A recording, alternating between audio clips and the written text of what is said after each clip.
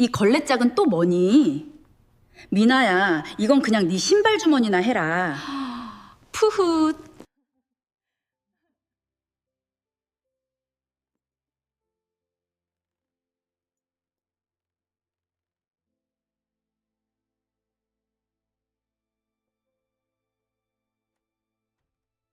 시어머니는 가난뱅이 며느리인 나를 무시했다. 시누이가 명품 가방을 사주자 남편에게 이렇게 말했다. 모든 재산은 내 동생에게 물려줄 거다. 넌 한 푼도 못 받을 줄 알아. 하지만 바로 다음 날 낯선 노부인이 우리 집을 찾아와 큰 상자 하나를 건넸다. 그녀는 말했다. 이제 시어머니께 당신이 어떤 사람인지 보여줄 때가 왔습니다. 나는 너무 놀라 숨을 쉴 수조차 없었다. 상자 안의 내용물을 확인한 순간 내 심장은 뱉는 것만 같았다. 이야기가 시작되기 전 이 이야기를 보고 계신 분들이 어느 지역에 계신지 댓글로 남겨주세요. 좋아요와 구독도 잊지 마세요. 채널이 더욱 성장하여 더 흥미로운 이야기를 전해드릴 수 있도록 응원해주세요. 그날 저녁 박민준 씨 가족의 집안 분위기는 평소보다 훨씬 더 무겁고 긴장감이 감돌았다. 석양빛이 거실 커튼을 뚫고 들어와 공기 중에 떠다니는 미세한 먼지들을 비추고 있었다. 박미나가 막 집 안으로 들어서는 참이었다. 그녀의 하이힐 소리는 온 집안 사람들의 주목을 끌려는 듯 유난히 또렷하게 울려 퍼졌다. 그녀의 얼굴에는 새로운 성취감을 맛볼 때마다 짓는 거만한 미소가 걸려 있었다. 손목에는 어마어마한 가격의 한정판 에르메스 핸드백이 걸려 있었다. 가방은 거실 조명 아래서 반짝이며 보는 이들의 찬사를 요구하는 듯했다. 미나는 자신이 이 집의 중심인 양가슴을 쭉 펴고 걸어 들어왔다. 거실 소파에서 한가롭게 쉬고 있던 최 여사는 즉시 하던 일을 멈췄다. 그녀의 눈은 숨길 수 없는 탐욕의 빛으로 가득 차 커졌다. 그녀는 서둘러 일어나 반쯤 뛰는 걸음으로 사랑하는 딸에게 다가갔다. 최 여사의 손은 명품 수면을 만질 때 떨리고 있었다. 마치 신성하고 귀중한 유물을 만지는 듯했다. 그녀는 온 집안에 울려 퍼지도록 일부러 큰 소리로 미나를 칭찬했다. 최 여사는 가방을 몇 번이고 쓰다듬고 고급스러운 가죽 냄새를 맡으며 딸이 제 힘으로 이렇게 비싼 물건을 샀다는 사실에 대한 자랑스러운 말을 끊임없이 내뱉었다. 거실과 이어진 주방에서는 지은이 그들을 등지고 서 있었다. 히잡 대신 단정한 옷차림의 그녀는 저녁 식사를 준비하기 위해 채소를 써느라 분주했다. 그녀는 시어머니의 과장된 칭찬을 모두 들었지만 묵묵히 자기 일만 계속했다. 김지은은 매우 소박하고 차분하며 놀라울 정도로 깊은 인내심을 가진 여자였다. 그녀는 최 여사나 미나가 던지는 비꼬는 말이나 거친 말에 단 한 번도 맞받아친 적이 없었다. 지은에게 악을 악으로 갚는 것은 자신의 마음을 더럽힐 뿐이었다. 그녀는 계속 고개를 숙이고 도마 위에서 규칙적인 리듬으로 당근을 썰며 거실의 소음으로부터 귀를 막으려 애썼다. 얼마 지나지 않아 안방 문이 열렸다. 민준이가 시작한 사업 문제로 하루 종일 씨름하다 지친 얼굴로 나왔다.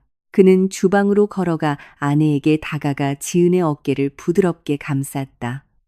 민주는 진심과 지지가 담긴 옅은 미소를 지어 보였다. 그는 어머니가 다른 사람을 깎아내리며 미나의 성공을 자랑할 때마다 아내의 기분이 어떨지 잘 알고 있었다. 민주는 물 한 잔을 따라 천천히 마시며 거실에서 벌어지는 어머니와 여동생의 상호작용을 지켜보았다. 그는 상황이 악화될 경우를 대비해 항상 아내의 방패가 될 준비가 되어 있었다. 최 여사는 아들과 며느리의 존재를 알아차렸다. 그녀의 자랑스러운 미소는 순식간에 경멸적인 시선으로 바뀌었다. 그녀는 절대적인 명령조로 민준과 지은을 거실로 불렀다. 마지못해 하면서도 민준은 예의를 지키기 위해 지은을 이끌고 어머니에게 다가갔다. 그들이 최 여사 앞에 서자 중년의 여인은 미나의 명품 가방을 공중에 높이 치켜들었다. 그녀는 지은의 머리부터 발끝까지 훑어보며 비웃는 표정을 지었다. 지은의 소박한 차림새와 미나의 몸에 걸친 사치품을 비교하는 것이었다. 날카로운 말들이 최 여사의 입에서 쉴 새 없이 쏟아져 나왔다. 그녀는 지은을 대놓고 가난뱅이 며느리, 쓸모없는 년이라고 불렀다. 최 여사는 지은이 이 가족에게 짐일 뿐이라고 말했다. 자랑할 만한 직업도 없이 집에서 빌부터 사는 여자라고 했다. 그녀는 지은을 거대 기업인 천지그룹에서 성공적으로 경력을 쌓고 있는 미나와 계속 비교했다. 최 여사는 진정한 여자는 남편에게 생활비를 받아 부엌에서 요리나 하는 여자가 아니라 자기 돈으로 명품을 살 수 있는 여자라고 강조했다. 그 모욕은 너무나 고통스러웠다. 지은의 마음 가장 깊은 곳을 찔렀다. 지은은 고개를 숙였다. 눈가가 뜨거워졌지만 시어머니 앞에서 눈물이 떨어지지 않도록 필사적으로 참았다. 그녀는 옷자락을 꽉 쥐며 내면의 힘을 찾으려 애썼다. 그녀 옆에 서 있던 민주는 더 이상 참을 수 없었다. 남자의 얼굴이 굳어졌다. 굳게 담은 턱은 억누르고 있는 분노를 드러냈다. 민주는 앞으로 나서 지은의 바로 앞에 서서 어머니의 날카로운 시선으로부터 그녀를 보호했다. 무겁고 단호하지만 꾸짖지 않으려는 톤을 유지하며 민주는 어머니에게 모욕을 멈추라고 경고했다. 민주는 지은이 자신의 아내이자 온전한 책임이며 누구도 자기 앞에서 아내의 존엄성을 짓밟는 것을 용납하지 않을 것이라고 선언했다. 민준의 단호한 변호는 오히려 최 여사를 더욱 격분하게 만들었다. 그녀는 낯선 여자 때문에 아들에게 어머니로서의 권위가 도전받고 있다고 느꼈다. 최 여사는 냉소적으로 웃었다. 그 웃음소리는 민준의 귀에 매우 거슬렸다. 그녀는 뒤로 물러서며 민준과 지은을 증오해 찬 눈빛으로 쳐다보았다. 바로 그때 최 여사는 매우 충격적인 일방적인 선언을 했다. 크고 강조된 목소리로 그녀는 모든 유산, 가족의 부, 그리고 지금 살고 있는 이 큰 집까지 100% 미나에게만 물려줄 것이라고 선포했다. 최 여사는 민준과 지은은 그 재산에서 단 1원도 받지 못할 것이라고 못 박았다. 최 여사는 계속해서 민준과 지은을 거실에서 부드럽게 쫓아냈다. 그녀는 자신과 미나가 분위기를 망치는 사람들 없이 이 행복한 순간을 축하하고 싶으니 방으로 돌아가라고 했다. 민준은 이 쓸모없는 논쟁을 더 길게 끌고 싶지 않았다. 그는 어머니가 자만심에 가득 차 있을 때 논쟁하는 것은 헛수고라는 것을 알았다.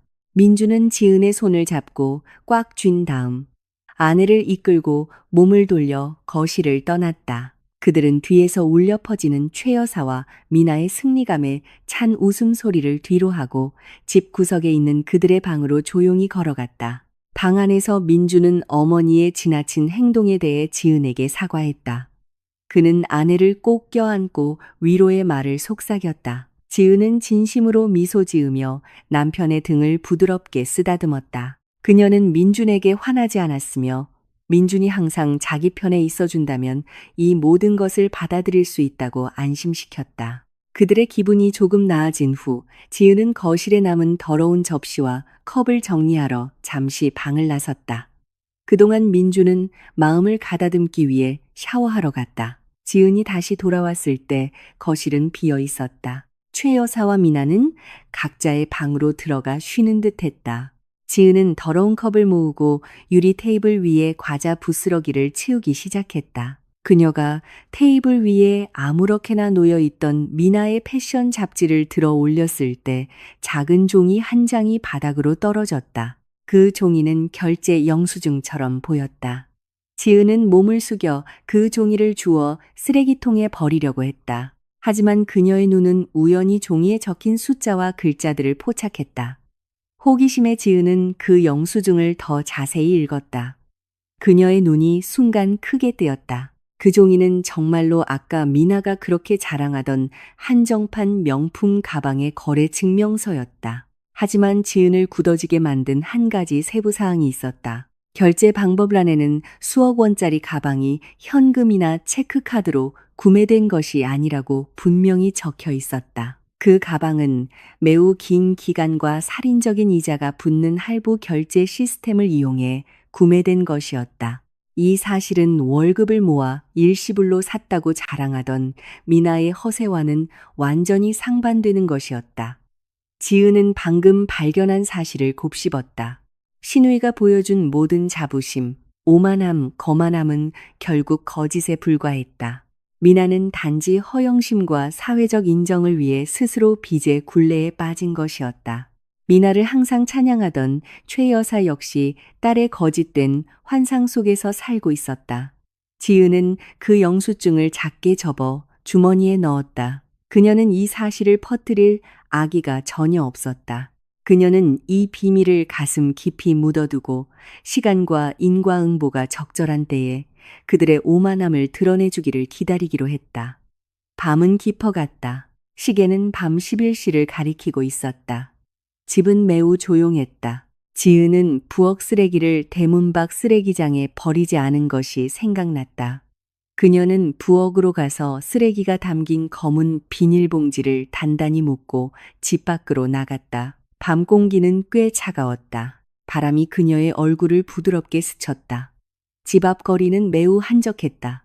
지나가는 차나 사람은 한 명도 없었다. 지은은 삐걱거리는 소리로 집안 식구들을 깨우지 않으려 조심스럽게 철문을 열고 쓰레기 봉지를 제자리에 놓았다. 지은이 다시 집으로 들어가려고 몸을 돌리려는 순간 길 끝에서부터 밝게 비추는 차량 불빛에 시선이 쏠렸다. 그 불빛은 천천히 하지만 확실하게 그녀를 향해 다가오고 있었다. 매우 웅장하고 큰 고급 세단이 소음 없이 밤의 정적을 가르며 다가왔다. 그 차는 반짝이는 검은색으로 가로등 불빛을 우아하게 반사했다. 디자인은 매우 독점적이었다. 결코 평범하지 않았다. 지은은 그 자리에 못 박힌 듯 서서 이 늦은 밤에 이런 고급 차량이 주택가를 지나는 것을 의아하게 생각했다. 지은의 심장을 더 빨리 뛰게 한 것은 그 웅장한 차가 속도를 줄여 지은이 서 있는 집대문 바로 앞에 멈췄다는 사실이었다. 지은과 차체 사이의 거리는 몇 걸음밖에 남지 않았다. 뒷좌석 승객석의 창문이 거의 소리 없이 천천히 내려갔다. 차 안의 어둠 때문에 지은은 안에 앉아있는 사람이 누구인지 명확하게 볼 수 없었다. 하지만 그녀는 그 어둠 속에서 한 쌍의 날카로운 눈이 자신을 똑바로 쳐다보고 있다는 것을 강하게 느낄 수 있었다. 그 시선은 매우 위압적이면서도 깊은 미스터리를 담고 있었다. 차 안의 사람은 마치 무언가를 확인하거나 앞에 서 있는 단정한 여자를 평가하는 것처럼 지은을 꽤 오랫동안 쳐다보았다. 지은의 숨이 숨민 것 같았다. 온몸이 굳어 움직일 수 없었다. 위협을 느낀 것이 아니라 엄청난 혼란과 호기심에 휩싸였다. 영원처럼 느껴지는 몇 초가 지난 후 차창은 다시 올라가 완전히 닫혔다. 운전사는 천천히 가속 페달을 밟았고 그 고급 차량은 그녀를 조용한 밤중에 홀로 남겨두고 떠났다. 지은은 여전히 그 자리에 서서 그 차가 길모퉁이에서 사라질 때까지 바라보았다. 그 차는 내일부터 그녀의 인생 전체를 바꿀 거대한 미스터리를 싣고 떠났다. 아침 해가 밝게 떠올랐지만 집안의 분위기는 여전히 어젯밤 사건의 긴장감이 남아 있었다. 미나는 천지그룹 본사로 출근할 준비를 마쳤다. 그녀는 가장 좋은 정장을 입었고 물론 할부로 산 명품 가방을 거만하게 팔에 걸치고 있었다. 최 여사는 얼굴에서 미소가 떠나지 않은 채 현관까지 미나를 배웅했다. 그녀는 다시 한번 칭찬과 함께 미나의 경력이 더욱 승승장구하기를 바라는 말을 했다. 앞마당을 쓸고 있던 지은은 미나가 한마디 말도 없이 지나갈 때 정중하게 고개만 숙였다.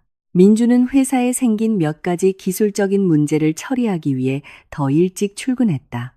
미나의 차가 마당을 떠난 후 최 여사는 안으로 돌아와 소파에 앉아 텔레비전을 보았다. 그녀는 현관 청소를 마치는 지은에게 여전히 냉소적인 시선을 던졌다. 지은은 마음을 맑게 유지하려 애쓰며 긴 한숨을 내쉬었다. 그녀는 점심 식사 준비를 시작하기 위해 손을 씻으러 집 안으로 들어갔다. 하지만 부엌칼을 잡기도 전에 초인종이 길고 반복적으로 울렸다. 손님이 왔다는 신호였다. 지은은 손을 닦고 서둘러 현관으로 향했다. 초인종 소리를 들은 최 여사는 앉은 자리에서 움직일 생각도 없이 텔레비전 화면에서 눈을 떼지 않고 흘긋 쳐다보기만 했다. 그녀는 거친 말투로 지은에게 누가 자신의 휴식 시간을 방해하는지 보라고 시켰다. 지은은 큰 나무 문을 천천히 열었다. 문이 활짝 열리자 지은은 문지방에 서 있는 사람을 보고 매우 놀랐다. 완벽하게 꼿꼿한 자세의 낯선 노부인이 그곳에 서 있었다. 그 여인은 매우 우아하고 깨끗한 정장을 입고 있었으며 강렬한 위엄의 아우라를 뿜어냈다. 머리는 뒤로 단정하게 빗어 넘겼고 얼굴에는 수년간의 인생 경험으로 형성된 단호한 주름이 새겨져 있었다. 노부인은 알 수 없는 표정으로 지은을 쳐다보았다. 그녀의 시선에는 존경심, 그리움, 그리고 단호함이 섞여 있었다. 부드러운 장갑을 낀 손에는 매우 비싸 보이는 짙은 붉은색 벨벳으로 덮인 꽤 큰 상자를 들고 있었다. 지은은 여전히 이 이상한 상황을 이해하려 애쓰며 말없이 서 있었다. 그녀는 눈앞의 노부인을 전혀 알지 못했다. 지은이 질문을 던지기도 전에 대화 소리가 들리지 않아 궁금해진 최 여사가 현관으로 다가왔다. 최 여사는 낯선 노부인을 위아래로 훑어보며 탐색적이고 경멸적인 시선을 보냈다. 그녀는 즉시 그 여인이 방문 판매원이거나 기부를 요청하는 사람이라고 단정했다. 높고 무례한 목소리로 최 여사는 그 여인에게 이 집에 온 목적을 물었다. 그녀는 여인이 대답하기도 전에 쫓아내는 말을 하기도 했다. 그러나 우아한 노부인은 최 여사의 존재를 전혀 개의치 않았다. 그녀의 시선은 계속해서 지은에게 고정되어 있었다. 마치 최 여사는 아무 가치 없는 공기 같은 존재인 것처럼. 노부인은 한 걸음 앞으로 나아가 지은에게 깊은 존경의 표시로 고개를 살짝 숙였다. 그리고는 차분하고 위엄 있으며 매우 유창하지만 독특한 외국 억양이 섞인 한국어로 말하며 그 큰 벨벳 상자를 지은 앞에 내밀었다. 그 여인은 자신을 윤 실장이라고 소개했다. 그녀는 지은의 눈을 뚫어지게 쳐다보며 지은의 심장을 걷잡을 수 없이 뛰게 만드는 일련의 문장을 말했다. 윤 실장은 지금 이 시어머니와 시아버지에게 지은이 어떤 사람인지 보여줄 가장 적절한 때라고 말했다. 그녀는 지은을 아가씨라고 불렀는데 그 존칭은 지은의 온몸의 신경을 떨리게 했다. 최 여사는 윤 실장의 말을 듣고 크게 웃었다. 그녀는 그 노부인이 제정신이 아니라고 생각하며 자신의 가난뱅이 며느리를 그렇게 존중하는 호칭으로 부르는 것을 비웃었다. 최 여사는 계속해서 비아냥거리며 지은에게 빨리 문을 닫고 그 미친 여자를 집마당에서 쫓아내라고 소리쳤다. 하지만 지은은 시어머니의 고함을 무시했다. 지은의 손은 떨렸지만 천천히 윤 실장의 손에서 벨벳 상자를 받았다. 상자는 꽤 무겁고 단단하게 느껴졌다. 이 상자가 자신의 과거를 둘러싼 모든 미스터리의 열쇠라는 강한 직감이 들었다. 지은은 상자를 안으로 가져와 거실 테이블 위에 조심스럽게 내려놓았다. 여전히 호기심과 증오가 뒤섞인 최 여사도 다가와서 그 낯선 여자가 준 고물이 무엇인지 보고 싶어 했다. 숨을 참으며 지은은 상자 앞부분의 금색 걸쇠를 열고 벨벳 뚜껑을 천천히 들어 올렸다. 상자 안의 내용물은 즉시 지은의 눈을 크게 뜨게 했고 숨이 샜는 것 같았다. 상자 안에 깔끔하게 정리된 물건들은 평범한 것들이 아니었다. 맨 위에는 세계에서 가장 영향력 있는 극소수의 사람들만이 소유한 한도 없는 블랙카드가 놓여 있었다. 그 카드는 모든 의심을 잠재우는 우아한 광채를 뿜어냈다. 바로 그 블랙카드 옆에는 순수한 백금으로 만들어지고 주변에 다이아몬드가 박힌 커다란 인장 반지가 놓여 있었다. 인장 반지의 중앙에는 미나를 포함한 수천 명의 직원을 거느린 거대 재벌 기업 천지그룹의 공식 로고가 매우 정교하게 새겨져 있었다. 그 반지는 그 회사 내에서 절대적인 최고 권력의 상징이었다. 천지그룹의 본래 소유주나 유일한 후계자만이 낄 자격이 있는 반지였다. 지은은 복잡한 감정으로 그 반지를 쳐다보았다. 희미했던 어린 시절의 기억이 떠오르기 시작했다. 하지만 가장 큰 충격은 거기서 끝나지 않았다. 상자 바닥, 반지와 카드를 받치고 있는 벨벳 쿠션 아래에는 공식적인 국가 문서가 담긴 가죽 서류철이 있었다. 지은은 점점 더 떨리는 손으로 그 서류철을 집어들었다. 그녀는 그 서류를 펼쳐 그곳에 인쇄된 글자들을 읽었다. 그것은 매우 넓은 토지와 건물에 대한 소유권 증명서였다. 지은이 그 증명서에 적힌 주소를 읽었을 때 그녀 주변의 세상이 무너지는 것 같았다. 그 원본 증명서는 지금 그들이 살고 있는 이 크고 호화로운 집, 최 여사가 거만하게 미나에게 물려주겠다고 주장했던 바로 그 집이 법적으로 지은의 이름으로 등록되어 있음을 명시하고 있었다. 이 현실은 지은의 가슴을 매우 강하게 때렸다. 그녀는 자신을 키워준 양부모님이 자신의 안전을 위해 진짜 신분을 숨겨왔다는 것을 이제야 깨달았다. 이제 양부모님이 돌아가셨으니 그 진실이 스스로 그녀의 문을 두드린 것이었다. 지금까지 자신이 모욕과 멸시를 당했던 이 집이 사실은 자신의 최 여사의 모든 주장과 오만함은 지금 그녀의 손에 들린 한 장의 국가 문서 앞에서 산산조각났다. 지은은 최 여사가 내용물을 자세히 보지 못하도록 재빨리 상자를 다시 닫았다. 엿보려던 최 여사는 상자 안에 물건이 반짝이는 것만 보고 그 진짜 의미는 알지 못한 채 고물이라 투덜거리며 자리를 떴다. 지은은 고개를 들어 윤 실장이 여전히 문지방에서 참을성 있게 기다리고 있는 쪽을 바라보았다. 윤 실장은 확신에 찬 옅은 미소를 지었다. 그녀는 다시 한번 지은에게 정중하게 고개를 숙이며 낮지만 확신에 찬 목소리로 그날의 마지막 말을 속삭였다.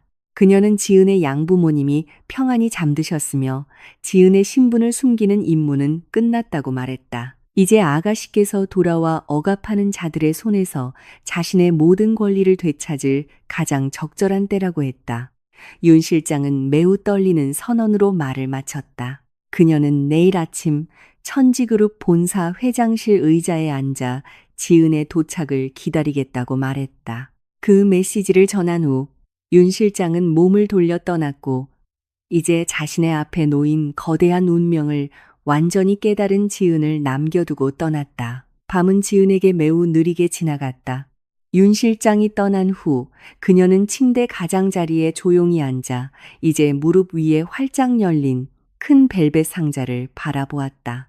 방의 희미한 불빛이 천지그룹 로고가 새겨진 인장 반지에 다이아몬드 광채를 반사했다. 그녀는 손끝으로 한도 없는 블랙카드의 표면을 만지며 엄청난 책임감을 동반하는 차가운 질감을 느꼈다. 그러나 그녀의 주된 관심은 자신이 자주 모욕과 멸시를 당했던 이 집이 법적으로 자신의 소유임을 명시하는 국가 문서에서 벗어날 수 없었다. 어린 시절의 기억이 봇물 터지듯 밀려왔다. 그녀는 항상 소박하지만 사랑이 넘치는 삶을 살았던 양부모님을 기억했다. 그들은 잔인한 대가족의 권력 다툼으로부터 그녀를 보호하기 위해 진짜 신분을 숨겼다.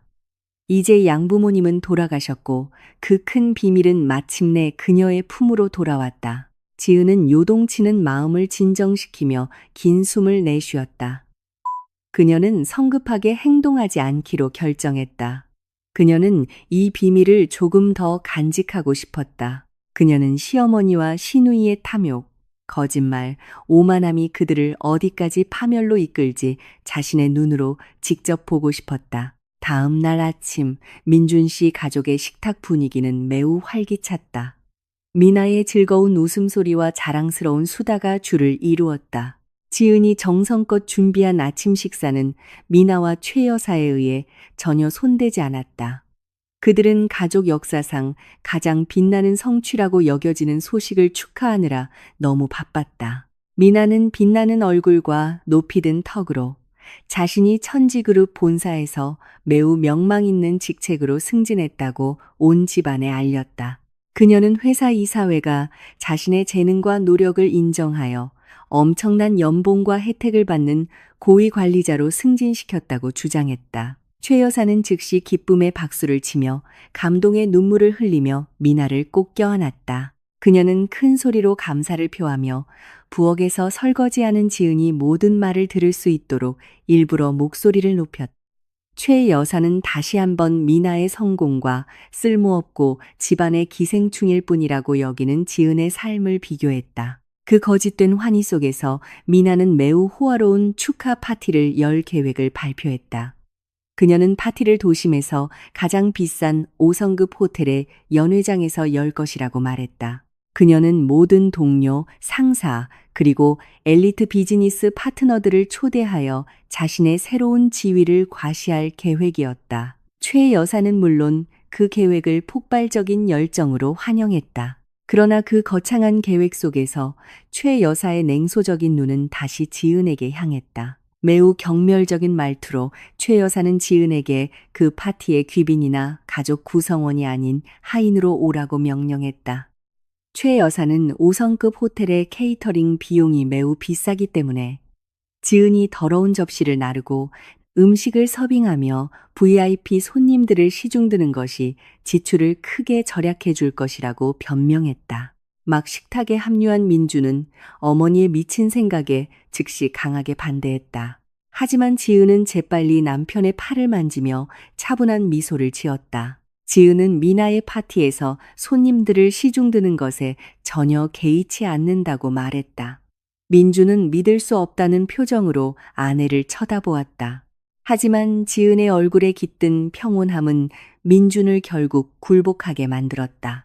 비록 그의 마음은 여전히 불만으로 가득 차 있었지만 그날 오후 민준이 자신의 스타트업을 처리하러 나간 후 지은은 집을 나서기로 결정했다. 그녀는 매우 소박한 옷을 입고 마스크와 안경으로 얼굴을 가려 아무도 그녀의 진짜 얼굴을 알아보지 못하게 위장했다. 지은의 목적지는 시장이나 쇼핑센터가 아니라 비즈니스 중심가의 높이 솟은 초고층 빌딩, 바로 천지그룹의 본사였다. 그녀는 몇 가지를 확인하고 다음 단계를 준비하기 위해 윤 실장을 몰래 만나야 했다. 거대한 빌딩의 앞마당에 도착하자 지은은 절대적인 권력을 상징하는 웅장한 건축물에 압도되었다. 그녀는 윤 실장이 문자로 알려준 연문으로 들어갔다. 매우 은밀하고 엄격하게 경비되는 개인실에서 지은은 마침내 가족의 충실한 비서와 재회했다.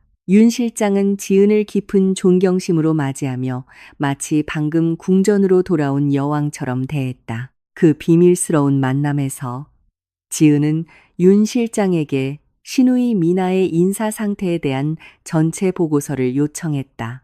윤 실장은 즉시 회사 내부 조사 문서가 담긴 두꺼운 서류철을 건넸다.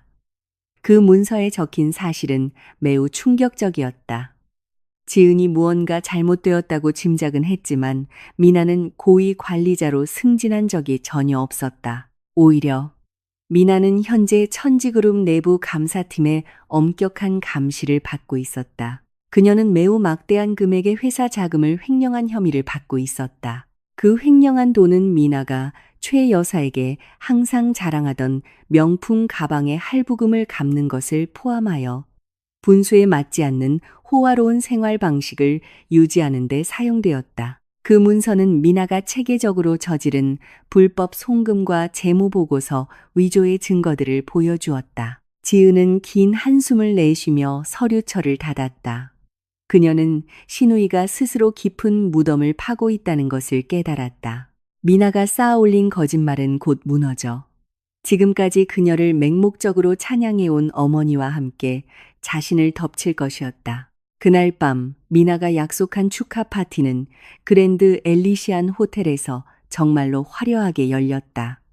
연회장은 해외에서 수입된 신선한 꽃장식, 황금빛을 발산하는 크리스탈 샹들리에, 그리고 전문 음악가들이 라이브로 연주하는 클래식 음악으로 꾸며졌다. 초대 손님들은 최고의 파티 복장으로 속속 도착했다. 최 여사는 과도하게 치장하고 눈에 띄는 보석을 착용했으며 악수하는 모든 손님에게 자신의 명품 가방을 계속해서 자랑했다. 그녀는 턱을 치켜들고 연회장을 돌아다니며 미나처럼 훌륭한 딸을 둔 세상에서 가장 운 좋은 여자라고 생각했다. 한편 지은은 시어머니가 명령한 임무를 충실히 수행하고 있었다. 그녀는 매우 단정하지만 소박한 옷을 입고 음료와 전체 요리가 담긴 쟁반을 들고 연회장을 돌아다녔다. 그녀는 친절한 미소로 손님들을 시중들었다. 자신이 하고 있는 일에 대해 전혀 모욕감을 느끼거나 부끄러워하지 않았다. 파티에 참석한 민주는 몇 번이고 아내의 손에서 쟁반을 뺏으려고 했지만 지은은 항상 부드럽게 거절하며 남편에게 동료들과 함께 행사를 즐기라고 말했다. 화려한 파티 중에 예상치 못한 매우 창피한 사건이 발생했다. 도시 엘리트들 사이에서 매우 존경받는 한 VIP 손님, 상류층 사교계 여성이 메인 요리 테이블로 걸어가고 있었다. 그녀는 동료들과 대화에 너무 열중한 나머지 앞을 제대로 보지 못했다. 같은 순간 가방을 자랑하느라 정신없던 최 여사가 갑자기 뒤를 보지 않고 방향을 틀었다.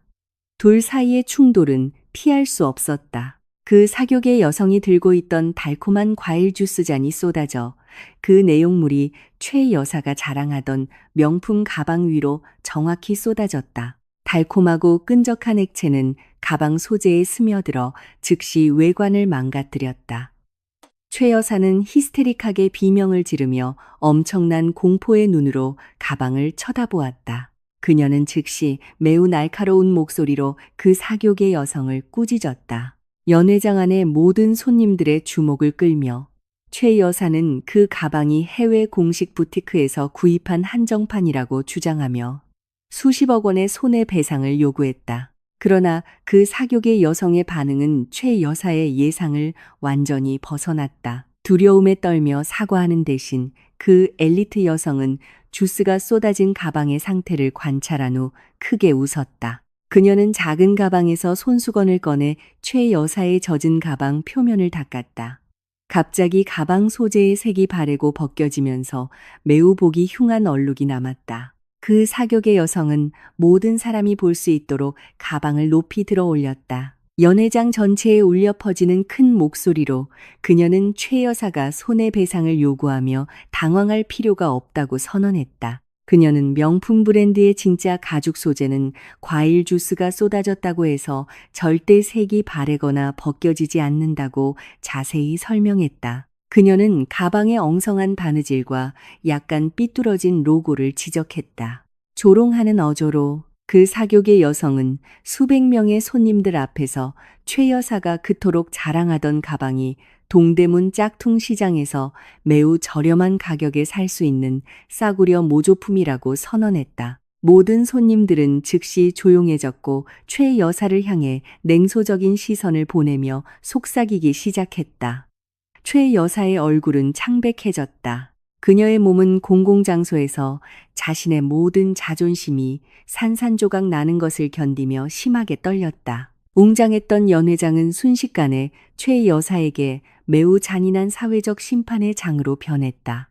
초대 손님들의 속삭임은 마치 수천 마리의 벌이 윙윙거리며 사방에서 그녀의 귀를 공격하는 것 같았다. 미나 동료들의 냉소적인 시선, 경멸적인 미소, 참는 웃음소리는 최 여사로 하여금 자신이 서 있는 대리석 바닥이 무너져 자신을 삼켜버릴 것 같은 느낌을 갖게 했다. 가슴속을 가득 메운 극심한 수치심에 숨이 막혔다. 그녀는 이제 매우 초라해 보이는 모조품 가방을 손에 들고 분노, 불신, 그리고 엄청난 혼란이 뒤섞인 감정으로 바라보았다. 자신의 자부심이 한순간에 무너졌다는 현실을 받아들일 수 없었던 최 여사의 혼란스러운 마음은 체면을 살리기 위한 손쉬운 방법을 찾기 시작했다. 그녀의 불안한 눈은 방 전체를 훑었고 마침내 빈 쟁반을 들고 방구석에 조용히 서 있는 지은의 모습에 멈췄다. 서두르고 분노의 찬 걸음으로 최 여사는 손님들 틈을 뚫고 며느리에게 다가갔다. 한마디 확인 질문도 없이 최 여사는 즉시 매우 날카로운 목소리로 극악무도한 비난을 퍼부었다. 그녀는 지은이 자신과 미나를 공공장소에서 망신시키기 위해 사악한 음모를 꾸몄다고 비난했다. 최 여사는 지은이 분명히 자기 방에 몰래 들어가 진짜 명품 가방을 훔치고 불타는 질투심 때문에 이 싸구려 모조품 쓰레기로 바꿔치기 했다고 히스테릭하게 소리쳤다. 그녀는 지은을 은혜도 모르는 냉혈한 도둑이며 항상 남편 가족의 행복을 파괴하려 한다고 불렀다. 어머니가 소란을 피우는 것을 본 미나도 즉시 다가왔다. 상황을 진정시키는 대신 미나는 오히려 불에 기름을 붓는 격이었다. 할부로 산 가방의 출처에 대한 자신의 거짓말을 덮기 위해 미나는 조금의 망설임도 없이 어머니의 비난을 인정했다. 그녀는 손가락으로 지은의 얼굴을 가리키며 즉시 진짜 가방을 돌려놓으라고 요구했다. 그렇지 않으면 보안 요원을 불러 몸수색을 하고 이 호텔에서 불명예스럽게 쫓아낼 것이라고 했다. 분위기는 더욱 험악해졌다. 몇몇 손님들은 이 창피한 사건을 녹화하기 위해 휴대폰을 꺼내기 시작했다. 지은은 그 자리에 꼿꼿이 서 있었다. 그녀의 얼굴에는 두려움이나 위축됨이 전혀 없었다. 그녀는 시어머니와 시누이를 차분하지만 매우 날카로운 시선으로 바라보았다. 그녀는 그들의 고함에 맞받아칠 생각이 전혀 없었다. 진실은 들리기 위해 큰 소리가 필요 없다는 것을 알고 있었기 때문이다. 미나가 지은을 강제로 쫓아내기 위해 보안 요원을 부르려는 바로 그 순간 민준이 매우 빠르고 단호한 걸음으로 군중을 해치고 나섰다. 그는 방다른 구석에서 잠재적 투자자와 이야기를 막 끝내고 가족과 관련된 소란을 듣자마자 서둘러 다가왔다. 민준의 얼굴은 매우 진지해 보였고 몇몇 손님들이 본능적으로 길을 비켜줄 정도의 단호한 아우라를 뿜어냈다. 민준은 즉시 지은과 그의 가족 사이에 서서 아내를 위한 견고한 보호벽이 되었다.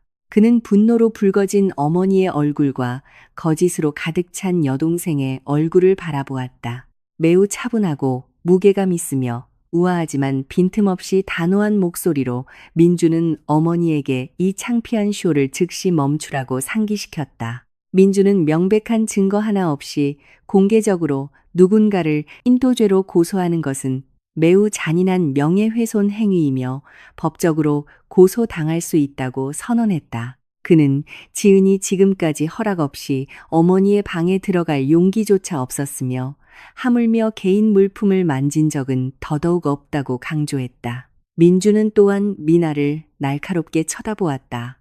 여동생에게 아무리 작은 거짓말이라도 결국 시간이 지나면 드러날 것이라고 상기시켰다.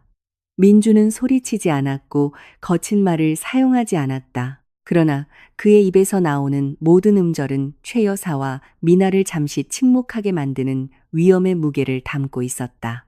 민준의 품격 있는 변호는 그가 잘못된 혈연 관계의 광신주의보다 진실을 중시하는 가장으로서의 진실성을 보여주었다.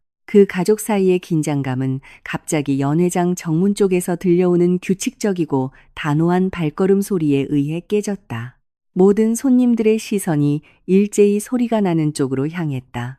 문지방에서 그 5성급 호텔의 총지배인이 매우 단정한 정장과 왼쪽 가슴에 금색 신분증 배지를 달고 나타났다. 지배인은 혼자가 아니었다. 그는 건장하고 진지한 얼굴의 4명의 호텔 특별보안 요원들의 호의를 받고 있었다. 그들의 등장은 소란스러웠던 파티 분위기를 식히는 단호한 공기를 가져왔다.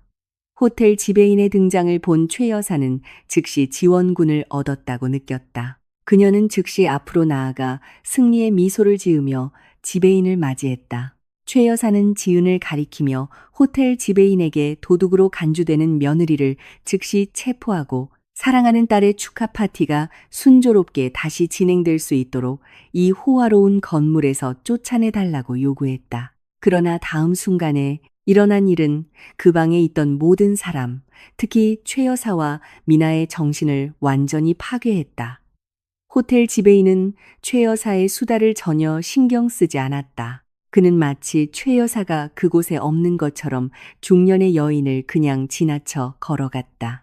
지배인은 지금까지 모욕의 대상이었던 단정한 여성을 향해 확신에 찬 걸음으로 똑바로 걸어갔다. 지은과 한 걸음 남은 거리에서 호텔 지배인은 갑자기 걸음을 멈추고 두 발을 모으고 90도 각도로 허리를 숙였다. 그를 호위하던 4명의 보안 요원도 일제히 똑같은 경의를 표했다. 그 동작은 매우 경건하게 이루어졌으며 그곳에 최고 권위자에게만 주어지는 수준의 존경심을 보여주었다. 연회장 전체를 뒤덮은 정적 속에서 호텔 지배인의 목소리는 매우 명확하고 맑게 들렸다. 그는 주위의 공기를 떨리게 하는 존칭으로 지은을 불렀다. 그는 지은을 소유주님이라고 부르며 그들이 서 있는 이 호화로운 5성급 호텔이 지은의 절대적인 권력 아래 있는 자산 중 하나임을 강조했다. 지배인은 그리고 나서 정장 안쪽에서 가죽 서류철을 꺼내 두 손으로 지은 앞에 내밀었다. 그는 그 서류철에 오늘 밤 파티 개최 비용 전체에 대한 청구서가 들어있다고 설명했다. 방대여료, 고급 음식 케이터링, 수입 장식, 그리고 전문 음악가들의 연주료까지. 지배인은 자신의 회사 직원 중 한 명이 주최한 행사의 엄청난 금액의 청구서 해결과 관련하여 소유주님의 직접적인 승인을 요청하러 왔다고 밝혔다. 모든 손님들은 입을 쩍 벌렸다. 그들의 숨이 순간 는 것 같았다. 최 여사의 눈은 거의 튀어나올 정도로 커졌다. 반면 미나의 얼굴은 백지장처럼 하얗게 변했다. 그들은 방금 자신들의 눈으로 본 것을 믿을 수 없었다. 지금까지 자신들의 발밑에 깔개처럼 짓밟았던 가난뱅이 며느리가 그들이 과시하고 있던 화려함의 합법적인 소유주였다니. 지은은 매우 우아한 동작으로 가죽 서류철을 받았다. 그녀는 서류철을 슬쩍 열어보았다. 매우 큰 총 청구액을 나타내는 숫자들을 보고 지은은 호텔 지배인을 쳐다보며 매우 차분한 옅은 미소를 지었다. 그녀는 지배인에게 미묘하게 한쪽 눈을 찡긋했다. 그것은 지배인에게 자신의 신분을 더 이상 밝히지 말고 자신이 이 게임을 주도하게 해달라는 조용한 신호였다. 지은은 가죽 서류철을 닫고 여전히 돌처럼 굳어있는 시어머니와 시누이에게 천천히 다가갔다. 그녀는 극심한 공포에 휩싸인 미나의 얼굴을 매우 부드럽지만 치명적으로 날카로운 풍자가 담긴 목소리로 쳐다보았다. 지은은 청구서 서류철을 호텔 지배인의 손에 돌려주었다. 그리고 지은은 지배인에게 편안한 어조로 말했다. 이 파티는 매우 부유하고 방금 엄청난 승진을 한 미나를 위한 축하연이므로 미나가 모든 비용을 전액 지불하는 것이 마땅하다고. 지은은 미나가 호텔에 부담을 주지 않고도 이 정도의 작은 청구서를 해결할 돈이 충분히 있을 것이라고 덧붙였다. 지은의 말은 미나의 움직임을 봉쇄하고 그녀가 아침부터 모든 손님들 앞에서 외쳐왔던 모든 오만함을 증명하도록 강요했다. 모든 눈이 이제 미나에게 쏠렸다. 동료들과 VIP 손님들의 사회적 증명 요구는 미나로 하여금 온몸이 심하게 떨리는데도 불구하고 움직이게 만들었다. 차가운 땀으로 젖은 손으로 미나는 지갑을 열어 반짝이는 신용카드를 꺼냈다. 그녀는 마치 돈은 문제가 아니라는 듯 침착해 보이려 애쓰며 매우 억지스러운 미소로 호텔 지배인에게 카드를 건넸다. 호텔 지배인은 즉시 휴대용 결제 단말기를 들고 있던 직원 중 한 명에게 카드를 건넸다. 그 직원은 미나의 카드를 넣고 명시된 청구 금액을 누른 후 인증 과정을 기다렸다. 숨막히는 긴장 속에서 몇 초가 흘렀다. 갑자기 결제 단말기 화면이 빨갛게 깜박이며 매우 시끄러운 경고음을 냈다. 호텔 직원은 잠시 화면을 쳐다본 후 고개를 들어 무표정한 얼굴로 미나를 바라보았다. 그는 주위 사람들이 들을 수 있을 만큼 충분히 큰 목소리로 미나의 신용카드가 사용한도 초과 및 상당한 연체 기록으로 인해 결제 시스템에서 거부되어 거래를 처리할 수 없다고 발표했다. 그 발표는 미나와 최 여사의 남은 자존심을 먼지로 만들어버리는 마지막 일격이 되었다. 그 밤은 그들이 평생 잊지 못할 수치심으로 끝났다. 결제 단말기가 미나의 신용카드 거래를 거부한 후 숨막히는 정적이 연회장 전체를 지배했다. 수백 쌍의 눈, 동료, 비즈니스 파트너, 그리고 천지그룹의 상사들이 날카로운 심판의 시선으로 미나를 쳐다보았다. 미나는 못 박힌 듯 서 있었다. 그녀의 몸은 손끝까지 심하게 떨렸다. 차가운 땀이 관자놀이를 타고 흘러내렸다. 그녀는 아마 은행 시스템에 기술적인 문제가 있었을 것이라고 말하며 극심한 공포를 감추려 어색하게 미소를 지었다. 하지만 주위 몇몇 사교계 여성들의 경멸적인 웃음소리가 그 변명을 산산조각 냈다. 미나에게서 멀지 않은 곳에 서 있던 최 여사는 극심한 수치심을 참으며 붉어진 얼굴을 감추기 위해 고개를 깊이 숙일 수밖에 없었다. 그들이 아침부터 쌓아 올린 오만함은 이제 산산조각나 매우 잔인한 대중 앞에서 치욕의 잔해만을 남겼다. 호텔 지배인은 여전히 미나 앞에 꼿꼿이 서 있었다. 그의 얼굴은 무표정했으며 어떤 변명도 받아들이지 않고 수억 원에 달하는 결제가 완료되기를 기다리고 있었다. 궁지에 몰려 제정신을 잃기 직전인 상황에서 미나는 호텔 지배인에게 잠시 자리를 비켜 은행에 연락할 수 있도록 허락을 구했다. 그녀는 계속해서 자신을 비웃으며 속삭이는 손님들 무리에서 벗어나 조용한 방구석으로 서둘러 걸어갔다. 그녀의 손은 명품 가방에서 휴대폰을 꺼낼 때 떨렸다. 하지만 그녀는 은행 고객 서비스에 전화하지 않았다. 미나는 가명으로 저장해둔 비밀번호로 전화를 걸었다. 그것은 호화로운 생활 방식에 집착하는 가짜 사교계 인사들에게 매우 높은 이자로 빠른 자금을 빌려주는 것으로 알려진 사채업자의 연락처였다. 전화가 연결되자마자 미나는 떨리는 목소리로 오늘 밤 파티 비용을 충당할 자금을 즉시 송금해달라고 애원했다. 사채업자는 전화기 저편에서 냉소적으로 웃고는 2배의 대출이자와 매우 짧은 상환기한을 조건으로 미나의 요청을 승인했다. 다른 선택지가 없었던 미나는 초대 손님들 앞에서 남은 자존심을 지키기 위해 그 모든 가혹한 조건을 받아들였다. 잠시 후 미나의 휴대폰에 알림이 울리며 사채업자의 대출금이 그녀의 계좌로 성공적으로 이체되었음을 알렸다. 그녀는 무너진 위험의 남은 조각들을 되찾으려 애쓰며 가슴을 조금 펴고 호텔 지배인 앞으로 돌아왔다. 미나는 다른 은행의 체크카드를 꺼내 파티 청구서를 전액 결제했다. 청구서는 해결되었지만 파티 분위기는 이미 망가져 더 이상 되돌릴 수 없었다. 초대 손님들은 냉소적인 얼굴로 하나둘씩 작별 인사를 하고 떠났고 이제 매우 넓고 텅 비게 느껴지는 연회장 한가운데에 미나와 최 여사만 남았다. 지은과 민준도 조용히 호텔을 나섰다. 민준은 멀리서 여전히 증오의 찬 눈으로 그들을 바라보는 어머니의 날카로운 시선으로부터 지은을 보호하며 그녀의 손을 꼭 잡았다.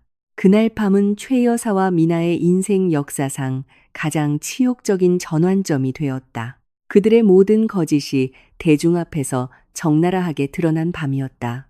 다음 날 아침 최 여사의 집안 분위기는 매우 암울하고 압박감이 가득했다. 자신의 실수를 깨닫고 어젯밤의 창피한 사건을 반성하는 대신 최 여사는 모든 분노를 민준과 지은에게 쏟아냈다. 그녀는 매우 높고 요구적인 목소리로 민준을 거실로 불렀다. 미나가 큰 빚에 시달리고 있다는 현실을 아직 받아들이지 못한 최 여사는 민준에게 즉시 은행에서 거액의 대출을 받으라고 요구했다. 그녀는 장남으로서 가족의 명예를 회복하고 어젯밤 파티로 인해 미나가 겪은 모든 재정적 손실을 메워줄 절대적인 의무가 있다고 주장했다. 최 여사는 심지어 이 모든 재앙이 가족에게 닥친 것이 지은이라는 불운의 원인 때문이라고 비난했다. 그 매우 비합리적인 요구는 아침 분위기를 매우 긴장되게 만들었다. 미나는 소파 구석에 조용히 앉아 상환을 독촉하는 사채업자의 위협적인 메시지를 계속받으며 불안한 얼굴을 감추고 있었다. 민주는 어머니 앞에 꼿꼿이 서 있었다.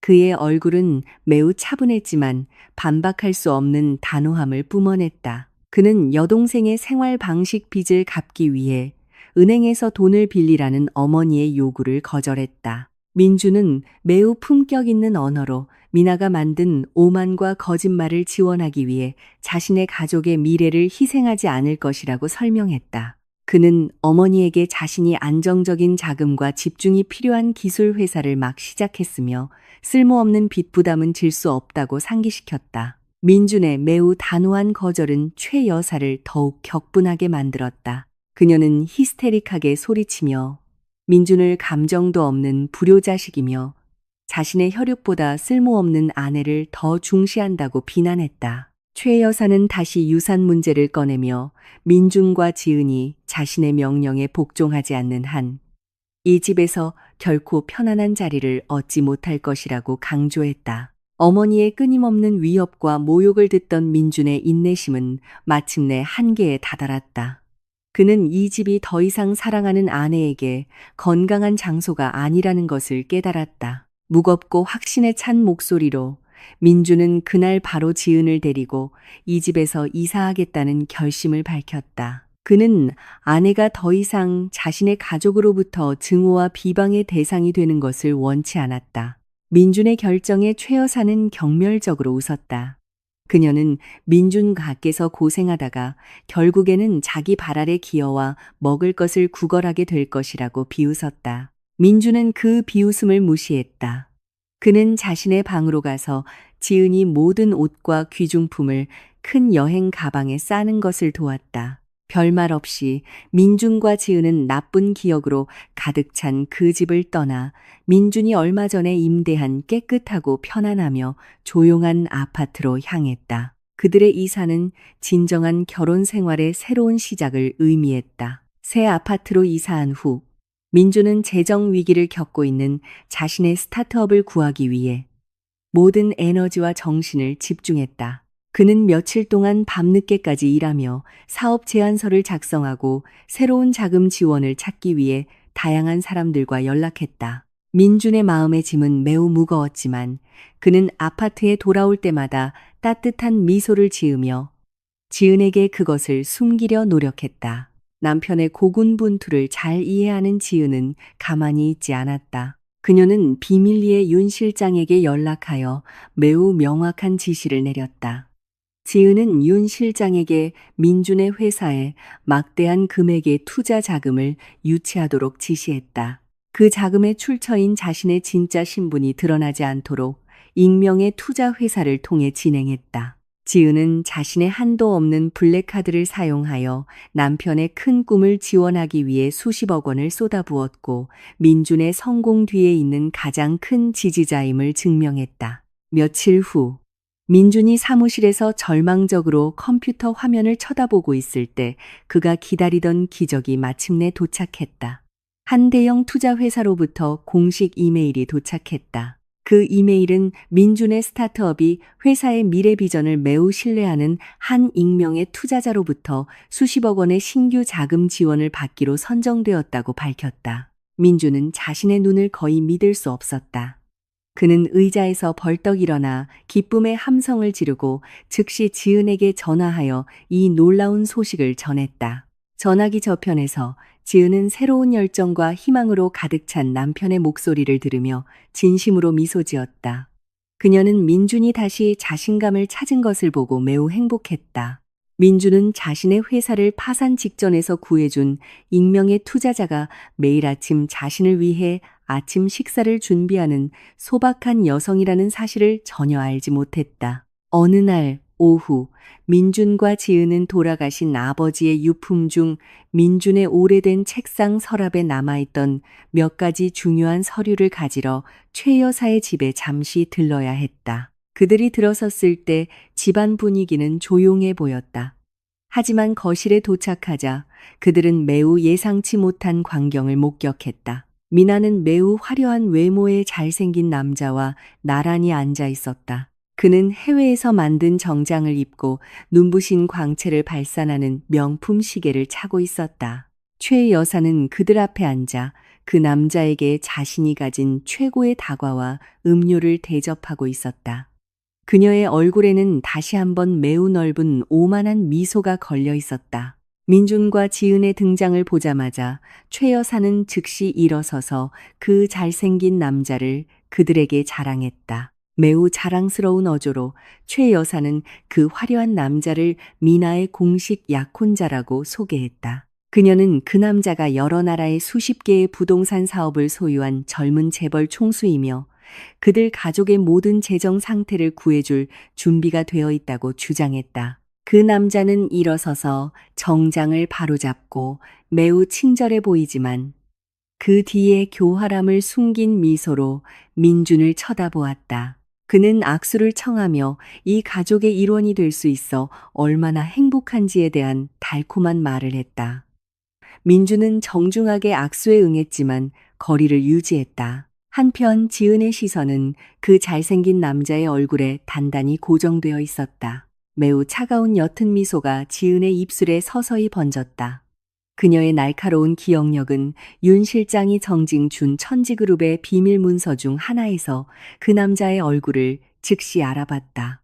젊은 재벌이라고 주장하는 그 남자는 사실 가짜 투자를 미끼로 희생자들을 속이는 것으로 악명 높은 최고 등급의 범죄자였으며 수배자 명단에 올라 있었다. 그리고 이제 그 교활한 사기꾼은 시댁의 소굴로 성공적으로 들어온 것이었다. 젊은 재벌이라고 주장하는 화려한 남자의 등장은 최 여사의 집안 분위기를 즉시 거짓으로 가득 채웠다. 그 남자는 매우 품격 있게 들리는 가명으로 자신을 소개했다. 그의 입은 듣는 사람을 매우 매료시키는 달콤한 말을 능숙하게 엮어냈다.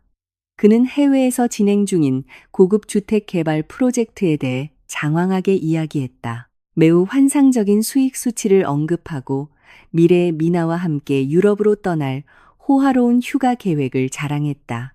그 남자의 입에서 나오는 모든 말은 최 여사의 가장 약한 부분, 즉 탐욕과 사회적 지위에 대한 집착을 직접적으로 겨냥하도록 설계되었다. 최 여사는 눈을 반짝이며 그 모든 허풍을 들었다. 그녀는 눈앞에 펼쳐진 부의 환상에 매료되었다. 그녀는 고개를 끄덕이며 계속해서 그 남자를 칭찬하고 가족에게 그만한 재정적 이익을 가져다 주지 못한다고 생각하는 민준과 은근히 비교했다. 지은은 거실 입구에서 조용히 서서 매우 차분한 시선으로 그 모든 사기극을 관찰했다. 그녀는 조금도 방해할 생각 없이 그 드라마가 계속되도록 내버려 두었다. 거대 비즈니스 네트워크인 천지그룹의 합법적인 소유주로서 지은은 이미 사람들의 몸짓, 언어와 말하는 방식을 통해 그들의 성격을 읽는데 매우 익숙했다. 그녀 앞에 있는 이 남자는 진정한 비즈니스 리더의 아우라를 가지고 있지 않았다. 그의 행동은 너무 꾸며졌고 그의 미소는 눈에 닿지 않았다. 지은은 이 남자가 시어머니와 시누이처럼 쉽게 속는 먹잇감을 낳기 위해 연극을 펼치고 있는 전문 사기꾼이라는 것을 정확히 알고 있었다. 지은 옆에 서 있던 민준도 같은 것을 느꼈다. 그의 날카로운 비즈니스 감각은 그 남자가 전하는 과장된 이야기들에서 많은 허점을 포착했다. 하지만 민준은 조용히 있기로 하고 필요한 서류를 찾으러 자신의 방으로 즉시 향했다. 비합리적인 대화의 시간을 낭비하고 싶지 않았다. 민준이 지나간 후 사기꾼 남자는 그의 주요 전략을 펼치기 시작했다. 마치 매우 유익한 큰 비밀을 주는 것처럼 말하는 스타일로 그는 최 여사 쪽으로 몸을 기울였다. 그 남자는 매우 유혹적인 가짜 투자 기회를 제안했다.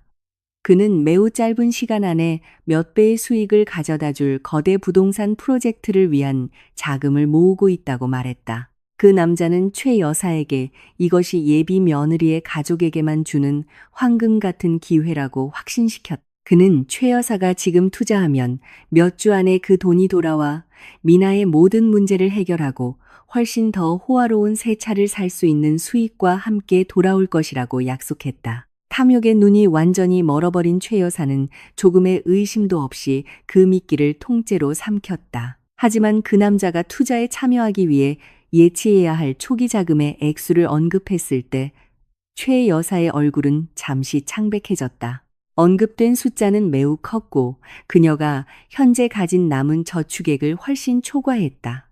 최 여사의 얼굴에서 공포를 읽은 사기꾼 남자는 즉시 매우 쉬워 보이는 해결책을 제시했다.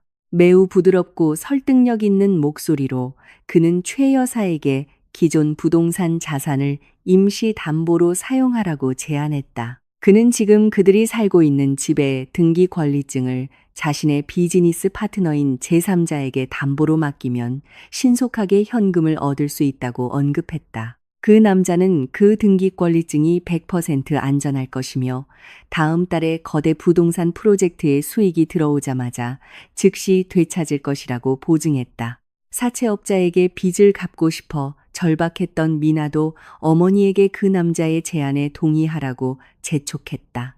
그녀는 어머니에게 약혼자가 매우 신뢰할 수 있는 사람이며 절대 그들을 속이지 않을 것이라고 확신시켰다. 미나의 압박과 아들의 도움 없이 부자가 될 수 있다는 것을 민준에게 증명하고 싶은 강한 욕구는 최 여사로 하여금 매우 성급한 결정을 내리게 만들었다. 그녀는 즉시 자리에서 일어나 침실로 서둘러 걸어갔다. 잠시 후 최 여사는 그 집의 토지와 건물 등기권리증 문서와 함께 남은 노후 자금 전부가 들어있는 통장을 담은 투명한 비닐 서류철을 들고 돌아왔다. 깊이 생각하지 않고 문서 내용을 다시 읽어보지도 않은 채 최 여사는 모든 것을 그 사기꾼 남자의 손에 넘겨주었다. 그 남자는 억제된 승리의 미소로 그 문서와 통장을 받았다. 그는 즉시 모든 것을 서류 가방에 넣고 일어서서 옷을 바로잡았다. 그리고 그 남자는 투자 자금을 즉시 처리해야 한다는 이유로 작별 인사를 했다. 그날 밤 최 여사와 미나는 그 남자가 대문 앞까지 가는 것을 배웅하며 풍요로운 부에 대한 헛된 희망으로 가득 찬 얼굴로 손을 흔들었다. 복도 끝에서 등기권리증이 넘어가는 과정을 지켜본 지은은 속으로 냉소적인 미소를 지을 수밖에 없었다. 그녀는 집이 다른 사람의 손에 넘어갈까봐 전혀 걱정하지 않았다. 최 여사가 방금 넘겨준 등기권리증은 사실 사기꾼에게는 아무런 법적 효력이 없는 종이 한 장에 불과했다. 그 토지와 건물의 실제 소유권 상태는 이미 처리되어 예전에 민준의 할아버지 빚을 갚아 자산을 구했던 그녀의 친가로부터의 상속 형태로 지은의 이름으로 공식적으로 이전되었다. 국가에서 인정하는 합법적인 문서는 현재 윤 실장의 금고에 안전하게 보관되어 있었다. 그 사기꾼은 아마 최 여사와 미나의 남은 현금 저축을 가지고 도망칠 수는 있겠지만 국가 시스템상의 소유주 이름이 이미 다르기 때문에 결코 그 집을 팔거나 담보로 잡을 수는 없을 것이었다. 지은은 최 여사와 미나가 그들의 환상적인 승리를 즐기도록 내버려 두었다. 현실이 그들을 매우 혹독하게 덮칠 적절한 때를 기다리면서 등기권리증과 남은 저축액을 넘겨준 지 며칠이 흘렀다. 최 여사와 미나는 거실에 편안히 앉아 투자 수익이 들어오면 어떤 물건을 살지 계획하며 하루하루를 보냈다. 그들은 심지어 값비싼 보석 브로셔와 휴가지 정보를 찾아보기 시작했다. 하지만 시간이 흐르면서 불안감이 그들의 마음속에 스며들기 시작했다. 재벌이라고 주장하던 잘생긴 남자의 전화번호가 갑자기 전혀 연결되지 않았다. 미나가 보낸 메시지들은 읽지 않은 표시만 보였다. 그 남자의 소셜미디어 계정도 갑자기 흔적도 없이 사라졌다. 공포가 미나를 덮치기 시작했다. 그녀는 거실을 서성이며 계속해서 그 사기꾼의 번호를 돌려보았다. 한편 최 여사는 심장을 두근거리게 하는 불길한 예감을 느끼기 시작했다.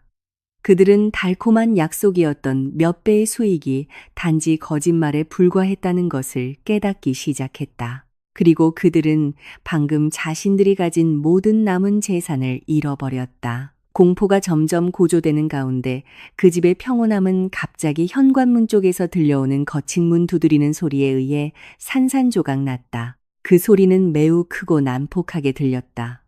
마치 한 무리의 사람들이 강제로 침입하려는 것처럼 그것이 좋은 소식을 가지고 온 약혼자라고 생각한 미나는 즉시 달려가 문을 열었다. 하지만 문지방에서 그녀를 맞이한 광경은 잘생긴 재벌 남자의 얼굴이 아니라 몸집이 크고 험상궂은 얼굴에 온통 검은 옷을 입은 5명의 남자들이었다. 그들은 미나가 치욕적인 파티밤에 돈을 빌렸던 사채업자가 보낸 잔인한 빚쟁이들이었다. 매우 짧았던 상환 기한은 이미 지났고 이제 그 빚쟁이들은 매일 불어나는 이자와 함께 그들의 보스의 권리를 요구하러 온 것이었다. 허락도 없이 그 5명의 건장한 남자들은 집 안으로 밀고 들어와 미나의 몸을 밀쳐 바닥에 넘어뜨렸다. 집안 분위기는 즉시 끔찍한 혼돈의 장으로 변했다. 그 빚쟁이들은 천둥 같은 목소리로 소리치며 미나에게 즉시 상환금을 내놓으라고 요구했다. 미나가 히스테릭하게 울며 돈이 없다고 말할 수밖에 없자 그 험상궂은 남자들은 파괴 행위를 시작했다. 그들은 거실의 유리 테이블을 발로 차 산산조각 냈다. 최 여사의 소중한 장식용 도자기들은 바닥에 던져져 산산조각 났다. 벽에 걸려있던 평면 텔레비전은 끌어내려져 무자비하게 내동댕이 쳐졌다. 물건 깨지는 소리와 거친 고함 소리가 집안 전체에 울려 퍼졌다. 미나는 방구석에서 두려움에 웅크리고 있었다. 두 귀를 막고 용서를 빌며 울부짖었다. 방에서 막 나온 최 여사는 눈앞의 파괴를 보고 즉시 얼어붙었다. 그 중년 여성의 다리는 힘이 풀려 이제 난파선처럼 산산조각 난 거실을 바라보며 바닥에 주저앉았다. 그룹의 리더로 보이는 빚쟁이 중 한 명이 최 여사에게 다가갔다.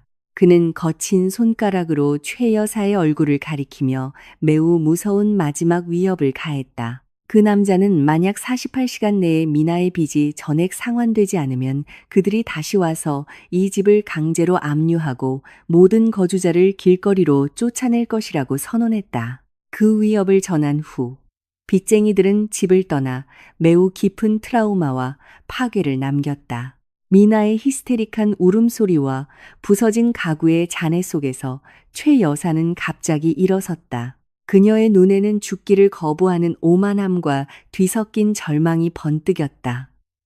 떨리지만 억지로 큰 소리를 내며 최 여사는 미나에게 울음을 그치라고 말했다. 그녀는 매우 비상식적인 계획을 선언했다.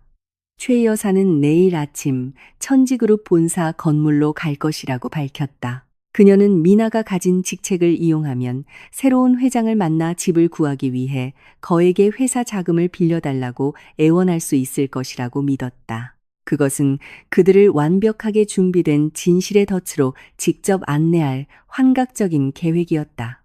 아침이 이제는 사람이 살 곳이 못 되는 집으로 스며들었다. 아침 햇살은 어젯밤 빚쟁이들의 난동으로 산산조각 난 창문 틈으로 비집고 들어왔다. 값비싼 도자기 파편, 텔레비전 화면 조각, 부러진 가구의 나무들이 거실 바닥 전체를 뒤덮고 있었다. 집안 공기는 매우 답답하고 절망의 냄새로 가득했다. 최 여사는 쿠션이 찢어져 속이 드러난 소파 위에 멍하니 앉아 있었다. 그녀의 눈은 주위의 파괴의 잔해를 공허하게 바라보고 있었다. 밤새도록 그녀는 한숨도 잠들지 못했다. 집 앞에서 차량 소리가 들릴 때마다 심장이 격렬하게 뛰었다. 그 사채업자들이 약속한 시간보다 더 빨리 돌아올까봐 두려웠다.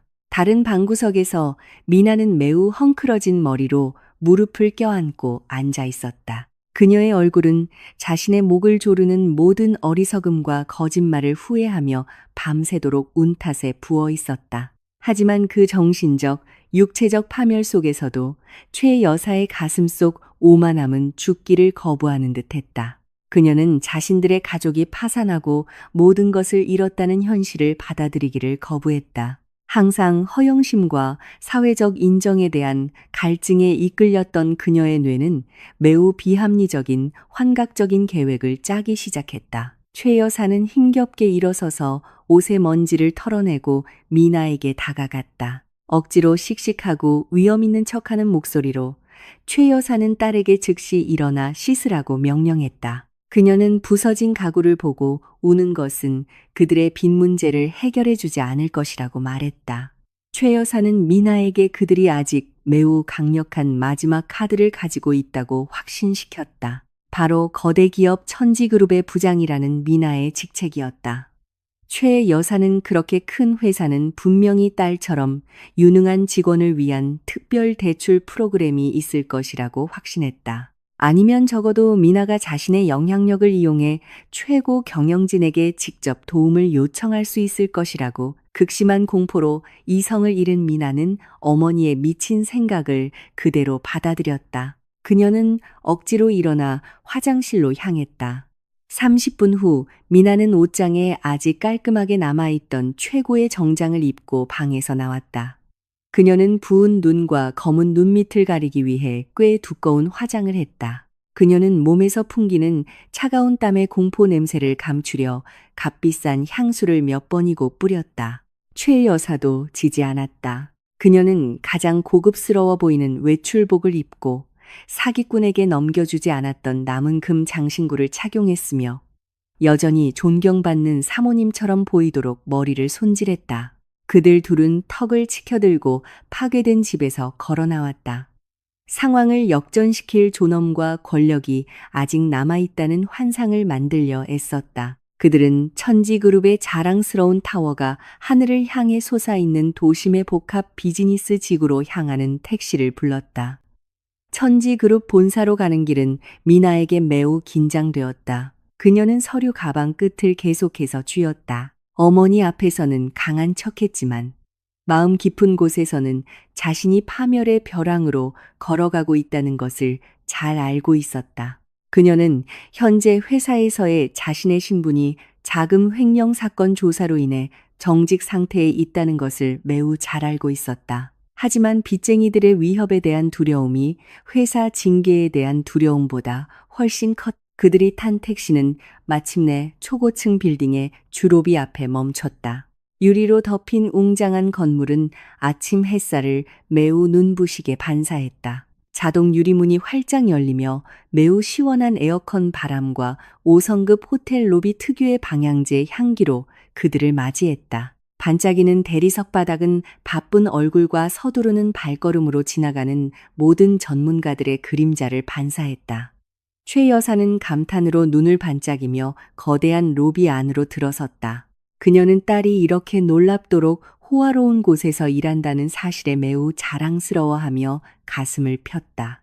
그녀는 계속해서 이 건물의 웅장함을 칭찬하며 미나가 이곳에서 높은 존경을 받는 것이 당연하다고 말했다. 미나는 어머니를 이끌고 로비의 공용구역과 직원 전용구역을 구분하는 자동 개찰구 줄로 향했다. 그 기계들은 항상 지나가는 모든 사람을 확인하는 건장한 보안 요원들에 의해 지켜지고 있었다. 미나는 매우 거만한 태도로 직원 신분증을 꺼내 개찰구의 스캐너 패널에 카드를 댔다.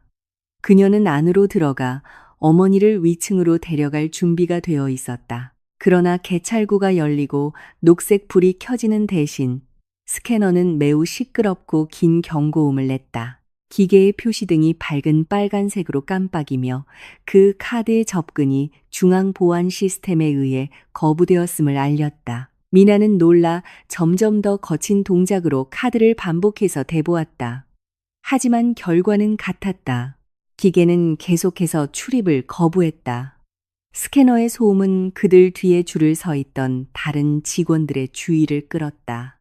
2명의 건물 보안 요원이 즉시 단호한 걸음으로 미나에게 다가왔다. 그 요원은 미나에게 기계에서 물러서라고 요청하고 그녀의 출입 카드가 어제 오후부터 인사부에 의해 영구적으로 차단되어 더 이상 사무실 구역에 들어갈 수 없다고 매우 정중하게 설명했다. 보안 요원의 설명을 듣자 미나의 얼굴은 수치심과 폭발하는 분노를 참으며 붉어졌다.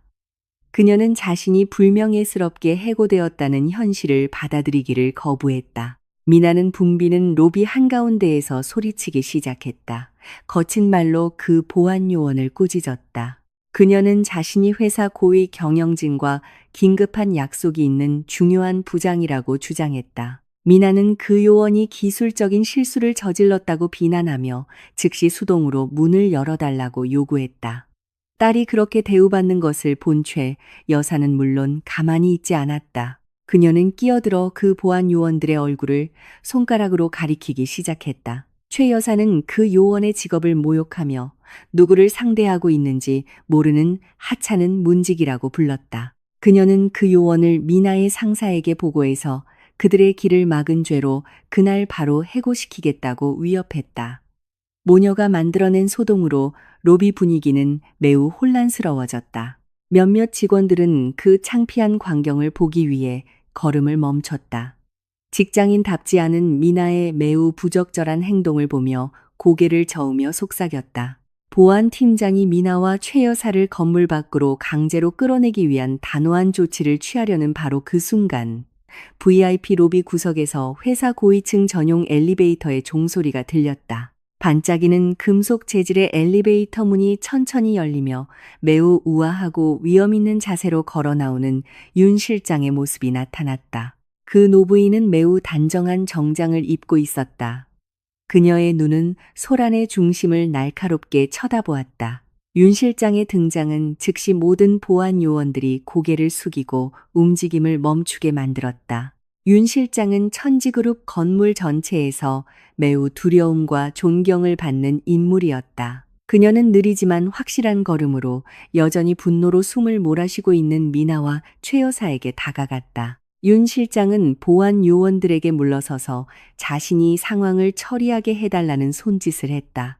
그녀는 얼음처럼 차가운 시선으로 미나와 최 여사를 번갈아 쳐다보았다. 예전에 자기 집에 찾아왔던 그 노부인을 알아본 최 여사는 즉시 승리에 찬 얼굴을 했다. 최 여사는 윤 실장이 그들의 도착을 환영하고 무례했던 보안 요원들을 꾸짖기 위해 내려왔다고 생각했다. 그녀는 즉시 매우 친한 척하는 목소리로 윤 실장에게 인사를 건네며 최고 경영자를 만나게 해달라고 요구했다. 아무런 표정 변화 없이 윤 실장은 매우 평탄하고 공식적인 목소리로 대답했다. 그녀는 보안 요원들에게 이 두 소란꾼이 실제로 맨 위층에서 기다리고 있었다고 알렸다. 윤 실장은 새로운 회장께서 귀한 시간을 내어 그들의 방문을 직접 영접실에서 받겠다고 하셨다고 말했다. 윤 실장의 말을 듣자 미나와 최 여사의 얼굴에 오만함이 다시 완벽하게 피어났다. 그들은 매우 넓은 미소를 지으며 서로를 바라보았다. 이 모든 소동이 단지 작은 오해였으며 회사 최고 수뇌부가 정말로 미나의 존재를 높이 평가한다고 생각했다. 최 여사는 VIP 전용 엘리베이터로 윤 실장을 따라가기 전에 보안 요원들에게 경멸적인 시선을 던지기까지 했다. 수십 층을 뚫고 부드럽게 올라가는 엘리베이터 안에서 최 여사는 자랑스러운 어조로 끊임없이 이야기했다. 그녀는 분명 회장께서 미나에게 특별한 상을 주거나 딸이 가진 비범한 재능을 알고 무제한 대출을 제안하고 싶어 할 것이라고 말했다. 미나는 단지 자랑스럽게 미소 지으며 옷깃을 바로잡고 회사 지배자에게 전할 최고의 말을 준비했다. 그들 둘은 매우 취하게 하는 위대함의 환상에 완전히 빠져 있었다. 그 엘리베이터가 그들을 가장 끔찍한 추락의 정점으로 데려가고 있다는 것을 깨닫지 못한 채 엘리베이터가 맨 위층, 즉 사장실 전용의 독점적인 층에 정확히 멈췄을 때 부드러운 종소리가 울렸다. 엘리베이터 문이 열리며 두꺼운 방음 카펫이 깔린 넓은 복도가 나타났다. 윤 실장은 그들에게 천지그룹의 상징이 새겨진 거대한 이중 목재문으로 먼저 걸어가라고 안내했다. 두 명의 개인 경호원이 무거운 나무 문을 동시에 열어주었다. 최 여사와 미나는 엄청나게 웅장한 방 안으로 들어섰다. 그 방은 천장까지 닿는 유리창으로 둘러싸여 있어 고도에서 도시 전체의 전경을 볼 수 있었다. 방 안의 가구들은 절대적인 권력의 아우라를 뿜어냈다. 하지만 그들의 관심은 즉시 주 업무용 책상 뒤에 놓인 매우 큰 가죽 의자에 쏠렸다. 그 큰 의자는 그들을 등지고 있었다. 유리창을 똑바로 마주하고 윤 실장은 문지방에 서서 그들의 도착을 알렸다. 천천히 거대한 가죽 의자가 방향을 틀어 돌아섰다. 그 순간 최 여사와 미나의 숨이 폐에서 강제로 뽑혀나가는 것 같았다. 그들의 몸은 얼음 조각상처럼 뻣뻣하게 굳었다. 그들의 눈은 최대한 크게 뜨였다. 자신들이 보고 있는 것을 믿기를 거부하며 그 최고 권력의 의자에 매우 우아하게 다리를 꼬고 앉아있는 사람은 그들이 모르는 늙은 사업가가 아니라 그들이 지금까지 가난뱅이 며느리라고 모욕했던 쓸모없다고 여겼던 단정한 옷차림의 지은이었다. 숨 막히고 가슴을 짓누르는 정적이 거대한 사무실의 모든 구석을 채웠다. 방 안의 공기는 마치 흐름을 멈춘 듯 했다. 지은은 매우 차분한 자세로 앉아 있었다. 그녀의 등은 두꺼운 가죽 의자 등받이에 편안하게 기대어 있었다. 그녀의 얼굴은 이전에는 결코 볼 수 없었던 위엄을 발산했다. 모든 것을 완전히 통제하는 사람의 절대적인 평온함이었다. 그녀는 여전히 입을 반쯤 벌린 채 방 한가운데에 돌처럼 굳어 서 있는 시어머니와 시누이를 똑바로 쳐다보았다. 매우 차가운 옅은 미소가 지은의 입술에 서서히 번졌다. 그것은 친절함을 암시하는 미소가 아니라 모든 거짓말의 종착역으로의 환영이었다. 최 여사는 여전히 눈을 여러 번 깜빡이며 눈앞의 광경이 어젯밤부터 겪은 피로와 공포로 인한 환각이기를 바랐다. 하지만 단정한 옷차림의 그 여성은 여전히 실제하며 매우 위압적인 지배자의 아우라를 뿜어내고 있었다. 그 숨 막히는 정적을 깬 것은 미나였다. 그녀의 공포는 즉시 걷잡을 수 없는 분노의 폭발로 변했다.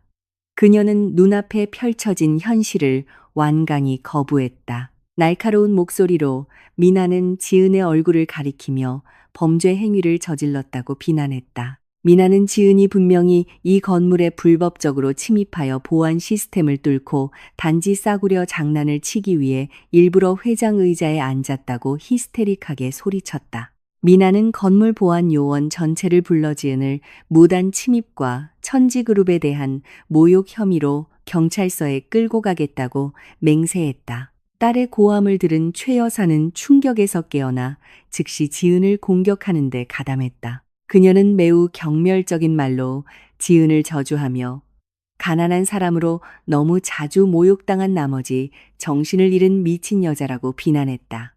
최 여사는 이 방의 진짜 주인이 와서 그들 모두를 감옥에 쳐넣기 전에 그 비싼 의자에서 즉시 내려오라고 지은에게 명령했다.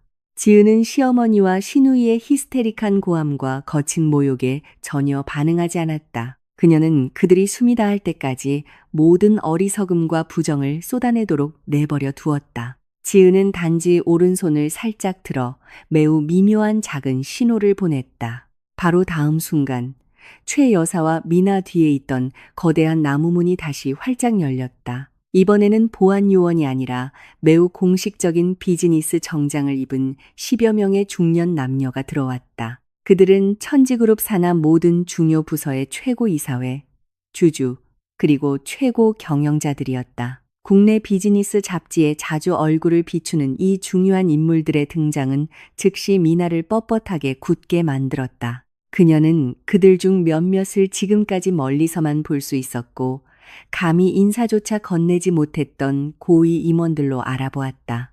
모든 이사들은 매우 질서정연한 걸음으로 방 안으로 들어왔다.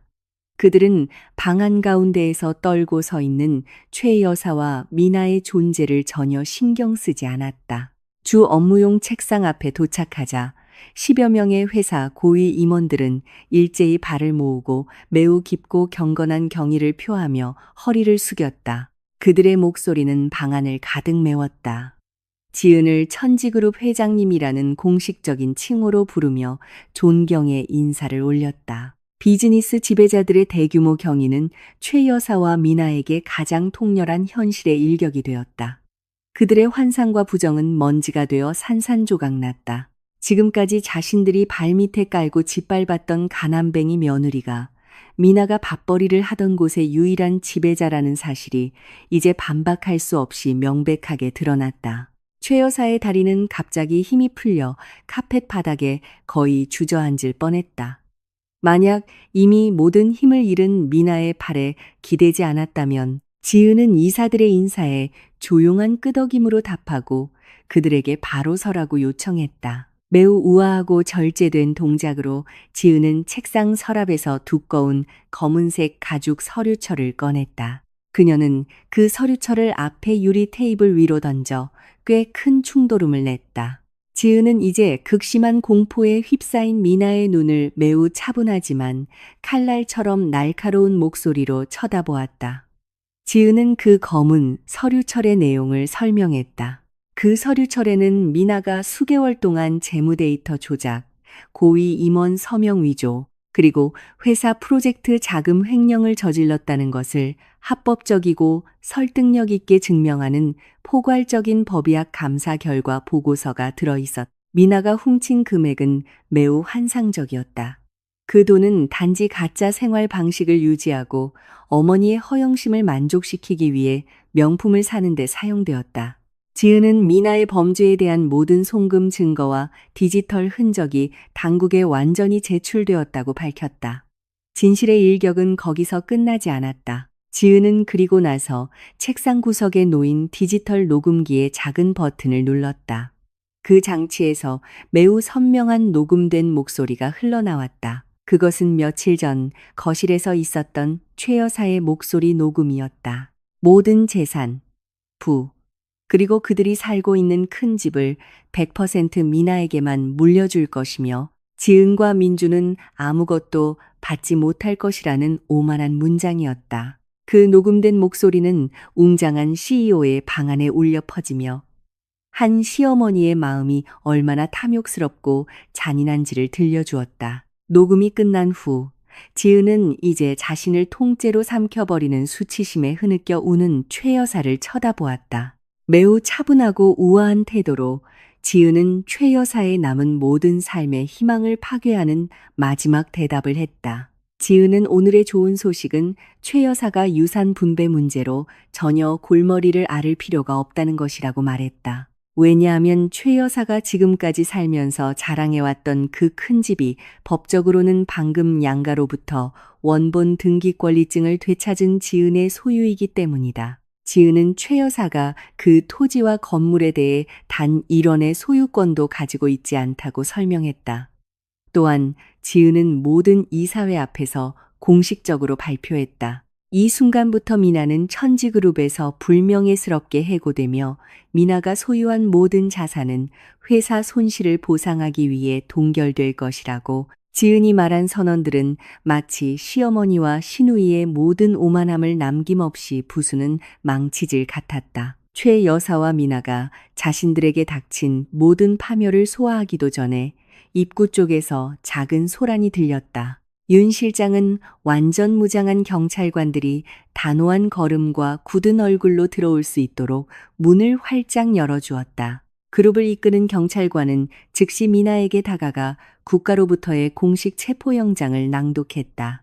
미나는 대규모 회사 자금 횡령 혐의뿐만 아니라 그녀가 약혼자라고 주장했던 잘생긴 남자와 연루된 사기 네트워크에 관여한 혐의로도 체포되었다. 경찰은 그 사기꾼 남자가 바로 어젯밤에 검거되었으며 신문 결과 그가 돈 세탁과 지역 간 마약 유통 범죄 조직을 이끄는 거물급 수배자임이 밝혀졌다고 설명했다. 미나는 그 남자를 자신의 환경으로 끌어들였고 가짜 투자 자금 흐름을 함께 즐겼기 때문에 이제 미나는 수배자를 숨기고 범죄 수익을 즐기는데 가담한 용의자로 지목되었다. 그렇게 끔찍한 혐의를 듣자 미나는 히스테릭하게 비명을 질렀다. 그녀는 한 여성 경찰관이 차가운 쇠로 그녀의 두 손목에 수갑을 채우기 시작하자 몸부림치고 울부짖었다. 미나는 어머니에게 도와달라고 외쳤다.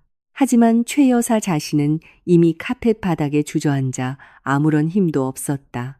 오만함, 거짓말, 그리고 악의의 기반 위에 세워진 그들의 세상은 이제 가장 비극적인 방식으로 그들의 머리 위로 무너져 내렸다. 최 여사는 집을 잃고 노후 저축금을 잃었으며 이제 항상 자랑하던 사랑하는 딸이 중범죄자로 쇠창살 뒤로 끌려가는 것을 목격해야 한다는 것을 깨닫고 하염없이 울었다.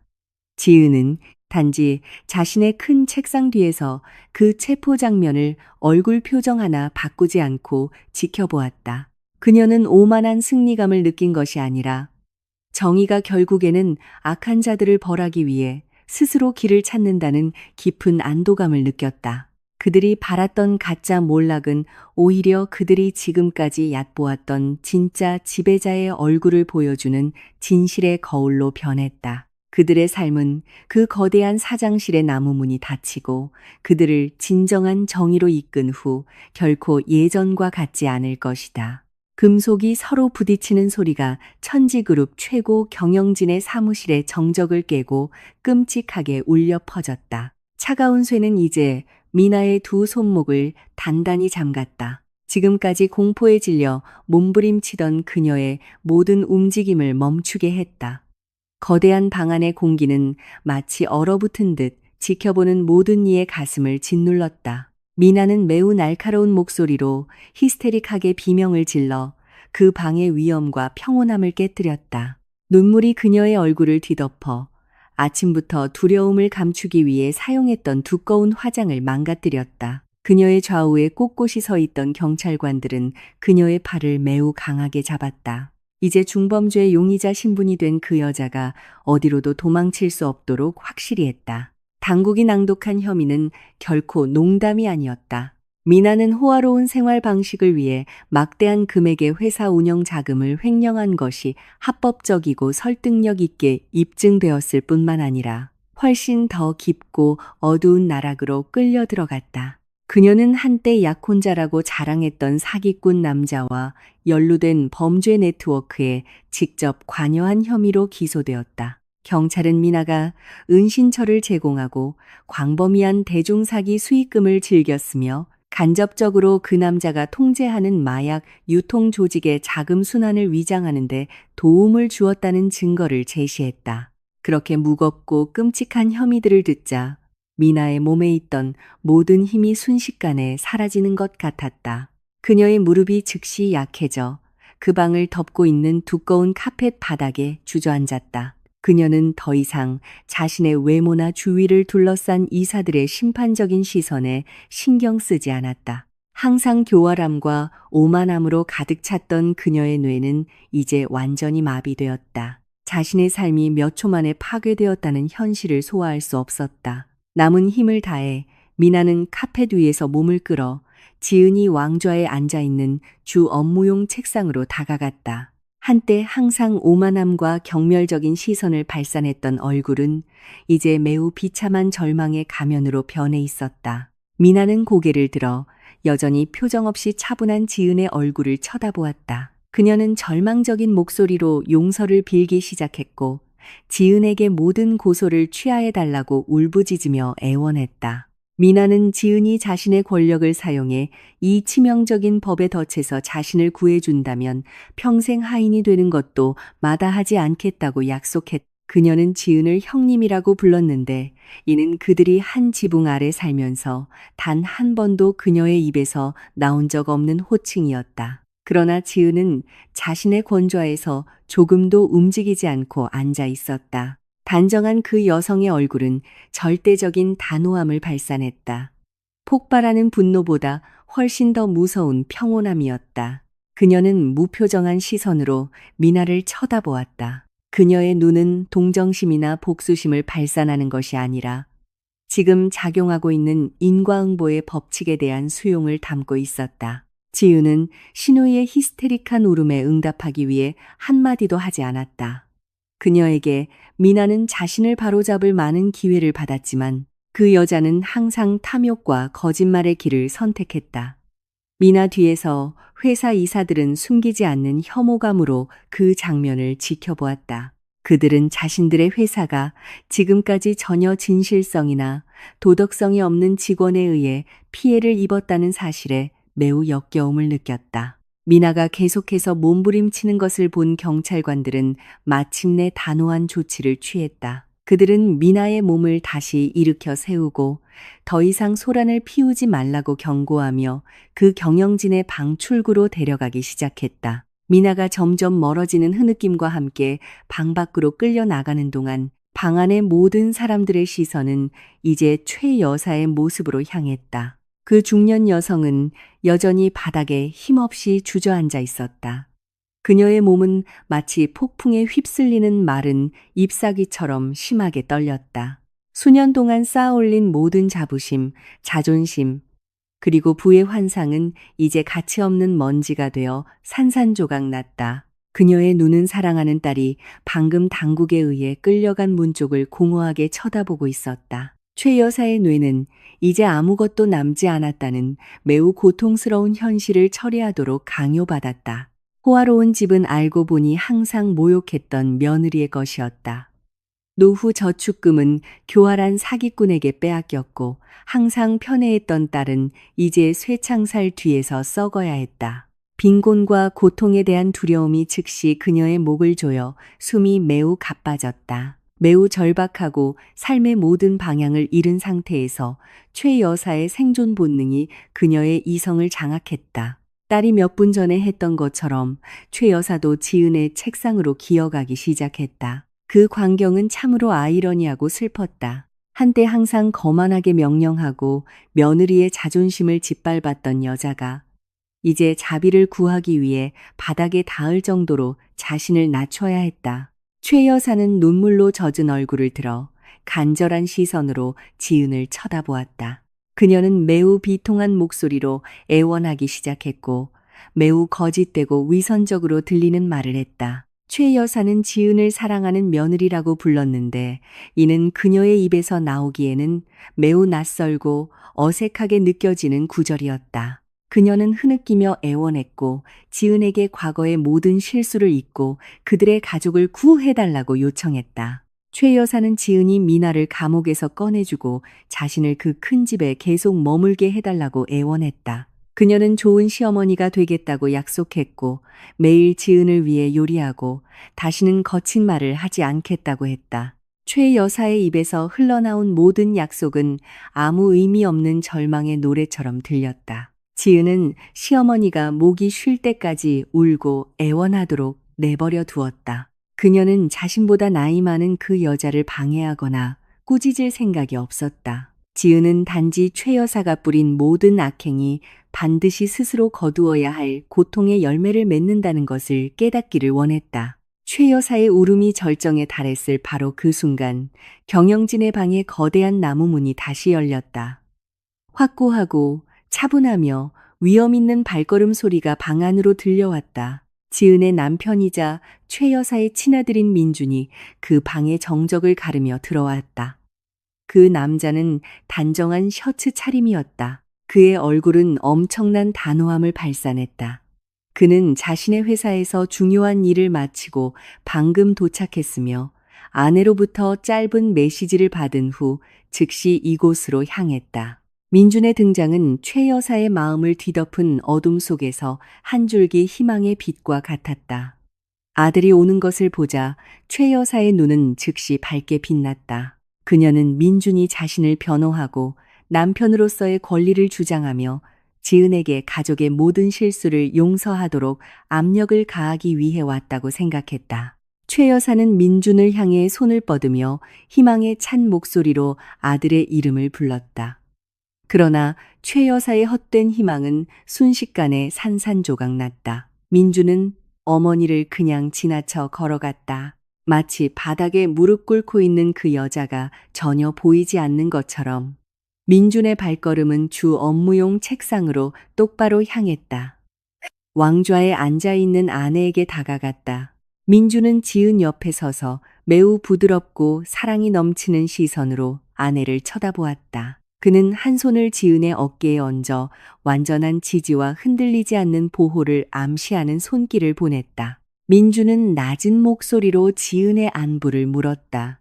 방금 일어난 소동으로 아내가 조금도 다치지 않았는지 확인했다. 지은은 고개를 들어 진심 어린 옅은 미소로 남편을 쳐다보고는 괜찮다는 뜻으로 조용히 고개를 끄덕였다. 서로를 격려하는 부부의 모습은 최 여사가 자신의 눈으로 직접 목격했다. 민준이 자신을 돕기를 거부한 것은 그의 모든 재산을 잃는 것보다 훨씬 더 고통스러운 정신적 타격이었다. 최 여사는 자신의 이기심 때문에 아들의 사랑과 존경을 완전히 잃었다는 것을 깨달았다. 아내의 안전을 확인한 후에야 민준은 몸을 돌려 어머니를 마주했다. 그는 여전히 바닥에 주저앉아 있는 어머니를 매우 깊은 시선으로 쳐다보았다. 그것은 매우 큰 실망과 진실을 바로 세우기 위해 깊이 묻어야만 했던 애정이 뒤섞인 것이었다. 민준은 천천히 어머니에게 다가갔다.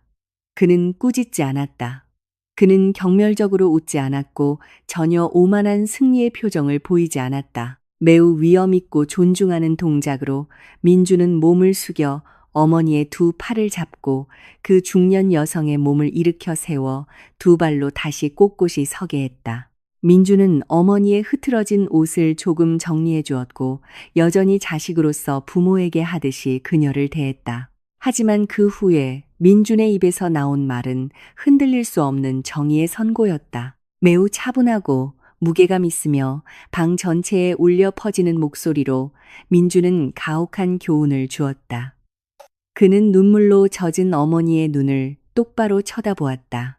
민주는 자신이 어머니에게 오만함을 팼는 것을 멈추라고 여러 번 상기시키려 했지만 어머니는 항상 귀를 닫고 헛된 재물을 선택했다고 말했다. 민주는 자신을 낳아준 여성으로서 어머니를 매우 사랑하지만 한 남자이자 남편으로서 어머니가 사랑하는 아내에게 저지른 모든 형태의 범죄, 비방, 그리고 억압을 전혀 용납할 수 없다고 매우 명확하게 강조했다. 민주는 오늘 일어난 고통이 저주가 아니라 과거의 탐욕과 잔인함의 결과로 어머니가 스스로 감당해야 할 인생의 교훈이라고 말하며 말을 마쳤다. 그 매우 품격 있는 작별의 말을 한 후 민주는 다시 뒤로 물러서서 아내의 어깨를 보호하듯 감싸고 자신의 작은 가족을 위한 보호자로서 꼿꼿이 섰다. 최 여사가 아들의 말에서 오는 모든 고통을 소화하기도 전에 그녀의 옷 주머니에 있던 휴대폰이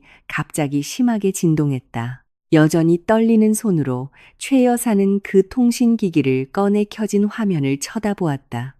모르는 번호로부터 방금 영상 메시지가 도착했다. 하지만 최 여사는 누가 보냈는지 매우 잘 알고 있었다. 그것은 어젯밤 그녀의 집을 파괴한 빚쟁이 그룹의 리더의 번호였다. 최 여사는 엄청난 두려움 속에서 그 영상의 재생 버튼을 눌렀다. 그 작은 화면에는 지금까지 그녀의 자부심의 상징이었던 큰 집의 광경이 생생하게 나타났다. 그 빚쟁이 그룹은 물건을 부수는 것이 아니라 최 여사의 모든 가구, 옷, 그리고 남은 귀중품을 강제로 꺼내 집 앞 길거리에 버리고 있었다. 빚쟁이 리더는 카메라 앞에 나타나 날카롭게 씩 웃으며 마감 시간이 끝났다고 선언했다. 그 집은 이제 봉인되었고 모든 내용물은 미나의 빚을 갚기 위해 압류되었다. 그 영상은 집 대문이 큰 쇠사슬로 단단히 자물쇠가 채워진 그림으로 끝났다. 휴대폰이 최 여사의 손에서 떨어져 소리 없이 카펫 바닥에 부딪혔다. 최 여사는 못 박힌 듯 서 있었다. 그녀의 시선은 허공을 꿰뚫고 있었다. 그녀는 이제 정말로 혼자이며 집도 없고 자신을 변호해줄 가족도 없으며 아무것도 가진 것 없이 잔인한 바깥 세상을 마주해야 한다는 가장 고통스러운 깨달음을 얻었다. 시간은 느껴지지 않는 속도로 흘러 과거에 얽혔던 모든 삶에 큰 변화를 가져왔다. 천지그룹의 비즈니스 타워에서 일어난 충격적인 몰락 사건 이후 1개월이 지났다. 지은과 민준의 삶은 모든 쓰라림과 어두운 과거의 그림자를 멀리 떠나 날아올랐다. 도시 외곽의 매우 푸르고 넓은 땅에 현대적인 건축으로 설계되었지만 누구든 찾아오고 싶게 만드는 따뜻함을 발산하는 웅장한 새 건물이 서 있었다. 그날은 지은의 개인 재산과 이제 매우 빠르게 성장한 민준의 스타트업 수익으로 전액 지원되는 호화로운 고아원 및 교육 장학금 센터의 개원식 날이었다. 그 건물은 단지 안식처가 아니라 불우한 아이들이 더 밝은 미래를 엮어갈 희망의 상징이었다. 지은은 매우 우아하지만 여전히 소박한 옷을 입고 개원식 무대 위에 서서 사랑이 넘치는 지도자의 아우라를 발산했다. 그녀 옆에는 민준이 결코 사라지지 않는 자랑스러운 미소로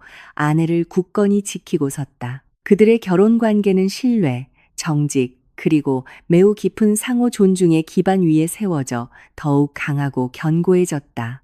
그들 둘은 초대 손님, 지역 사회 인사, 그리고 고아원 아이들을 진심 어린 환대로 맞이했다. 진정한 부는 동료 인간과 행복을 나눌 준비가 된 마음의 부임을 증명하면서 한편 그 화려함과 행복과는 매우 먼 곳에서 인과응보의 법칙은 편견 없이 매우 완벽하게 그 임무를 수행하고 있었다.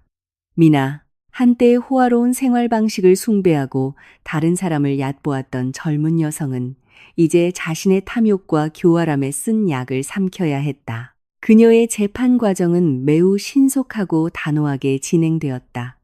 회사 자금 횡령과 범죄 조직 수배자 보호에 연루된 증거들은 어떤 변호사도 반박할 수 없을 만큼 강력했다. 판사는 수년간의 징역형을 선고했다. 모든 죄를 반성할 긴 수감 기간이었다.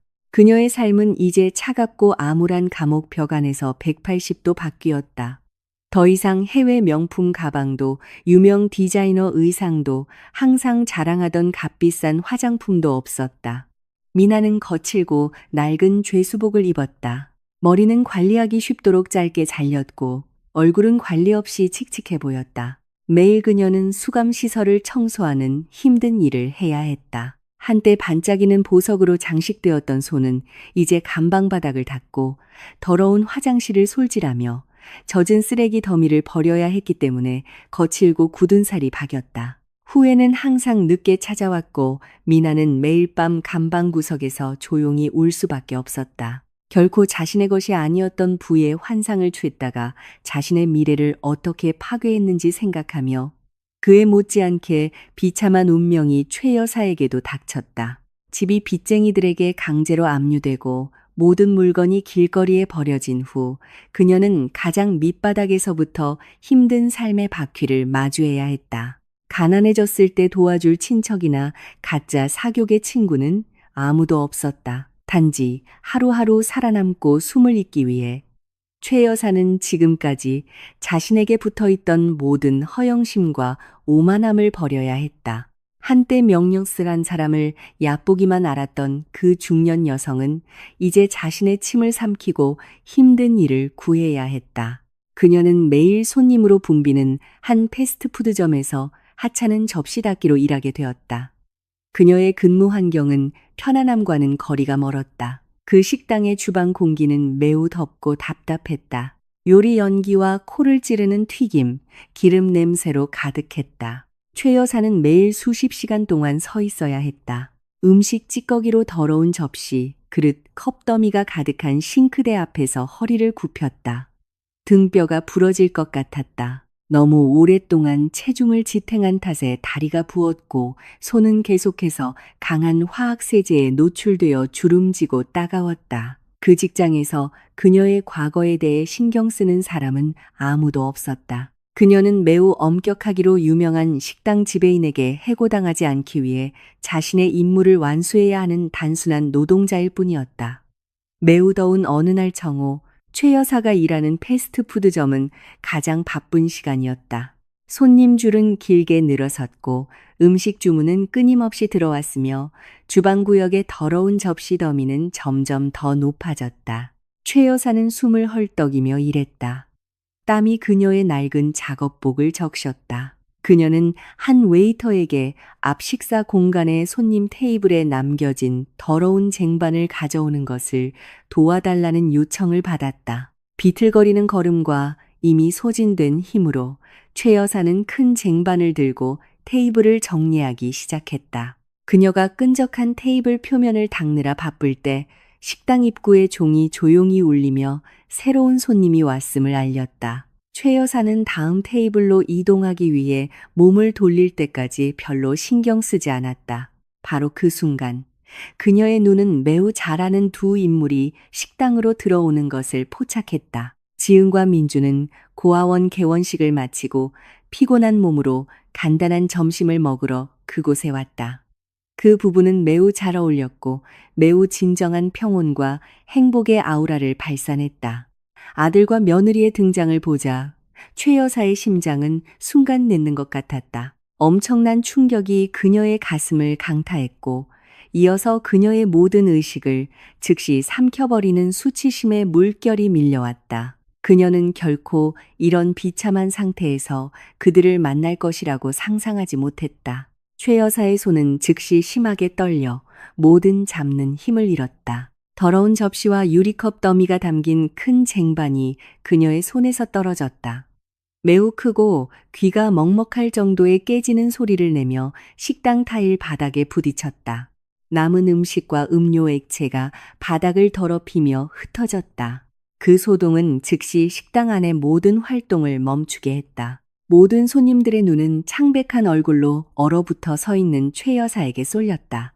깨지는 소리를 들은 식당 지배인은 분노로 붉어진 얼굴로 사무실에서 즉시 달려나왔다. 그 지배인은 최 여사에게 다가가 수십 명의 손님들 앞에서 매우 큰 목소리로 그녀를 꾸짖기 시작했다. 지배인은 최 여사를 욕하며 일을 제대로 못하고 부주의하며 항상 식당에 손해를 끼치는 느린 직원이라고 불렀다. 그 욕설은 최 여사에게 과거에 자신이 얼마나 쉽게 지은에게 경멸적인 말을 던졌는지를 상기시켰다. 이제 그녀는 자신을 변호할 능력 없이 공공장소에서 망신당하고 짓밟힐 때 자존심이 얼마나 무너지는지를 직접 느꼈다. 최 여사는 단지 고개를 깊이 숙일 수밖에 없었다. 후회의 눈물이 더러운 바닥을 적시기 시작했다. 그 매우 창피한 상황 속에서 민주는 가만히 있지 않았다. 그는 자신의 어머니가 욕을 먹고 매우 비인간적으로 대우받는 것을 보았다.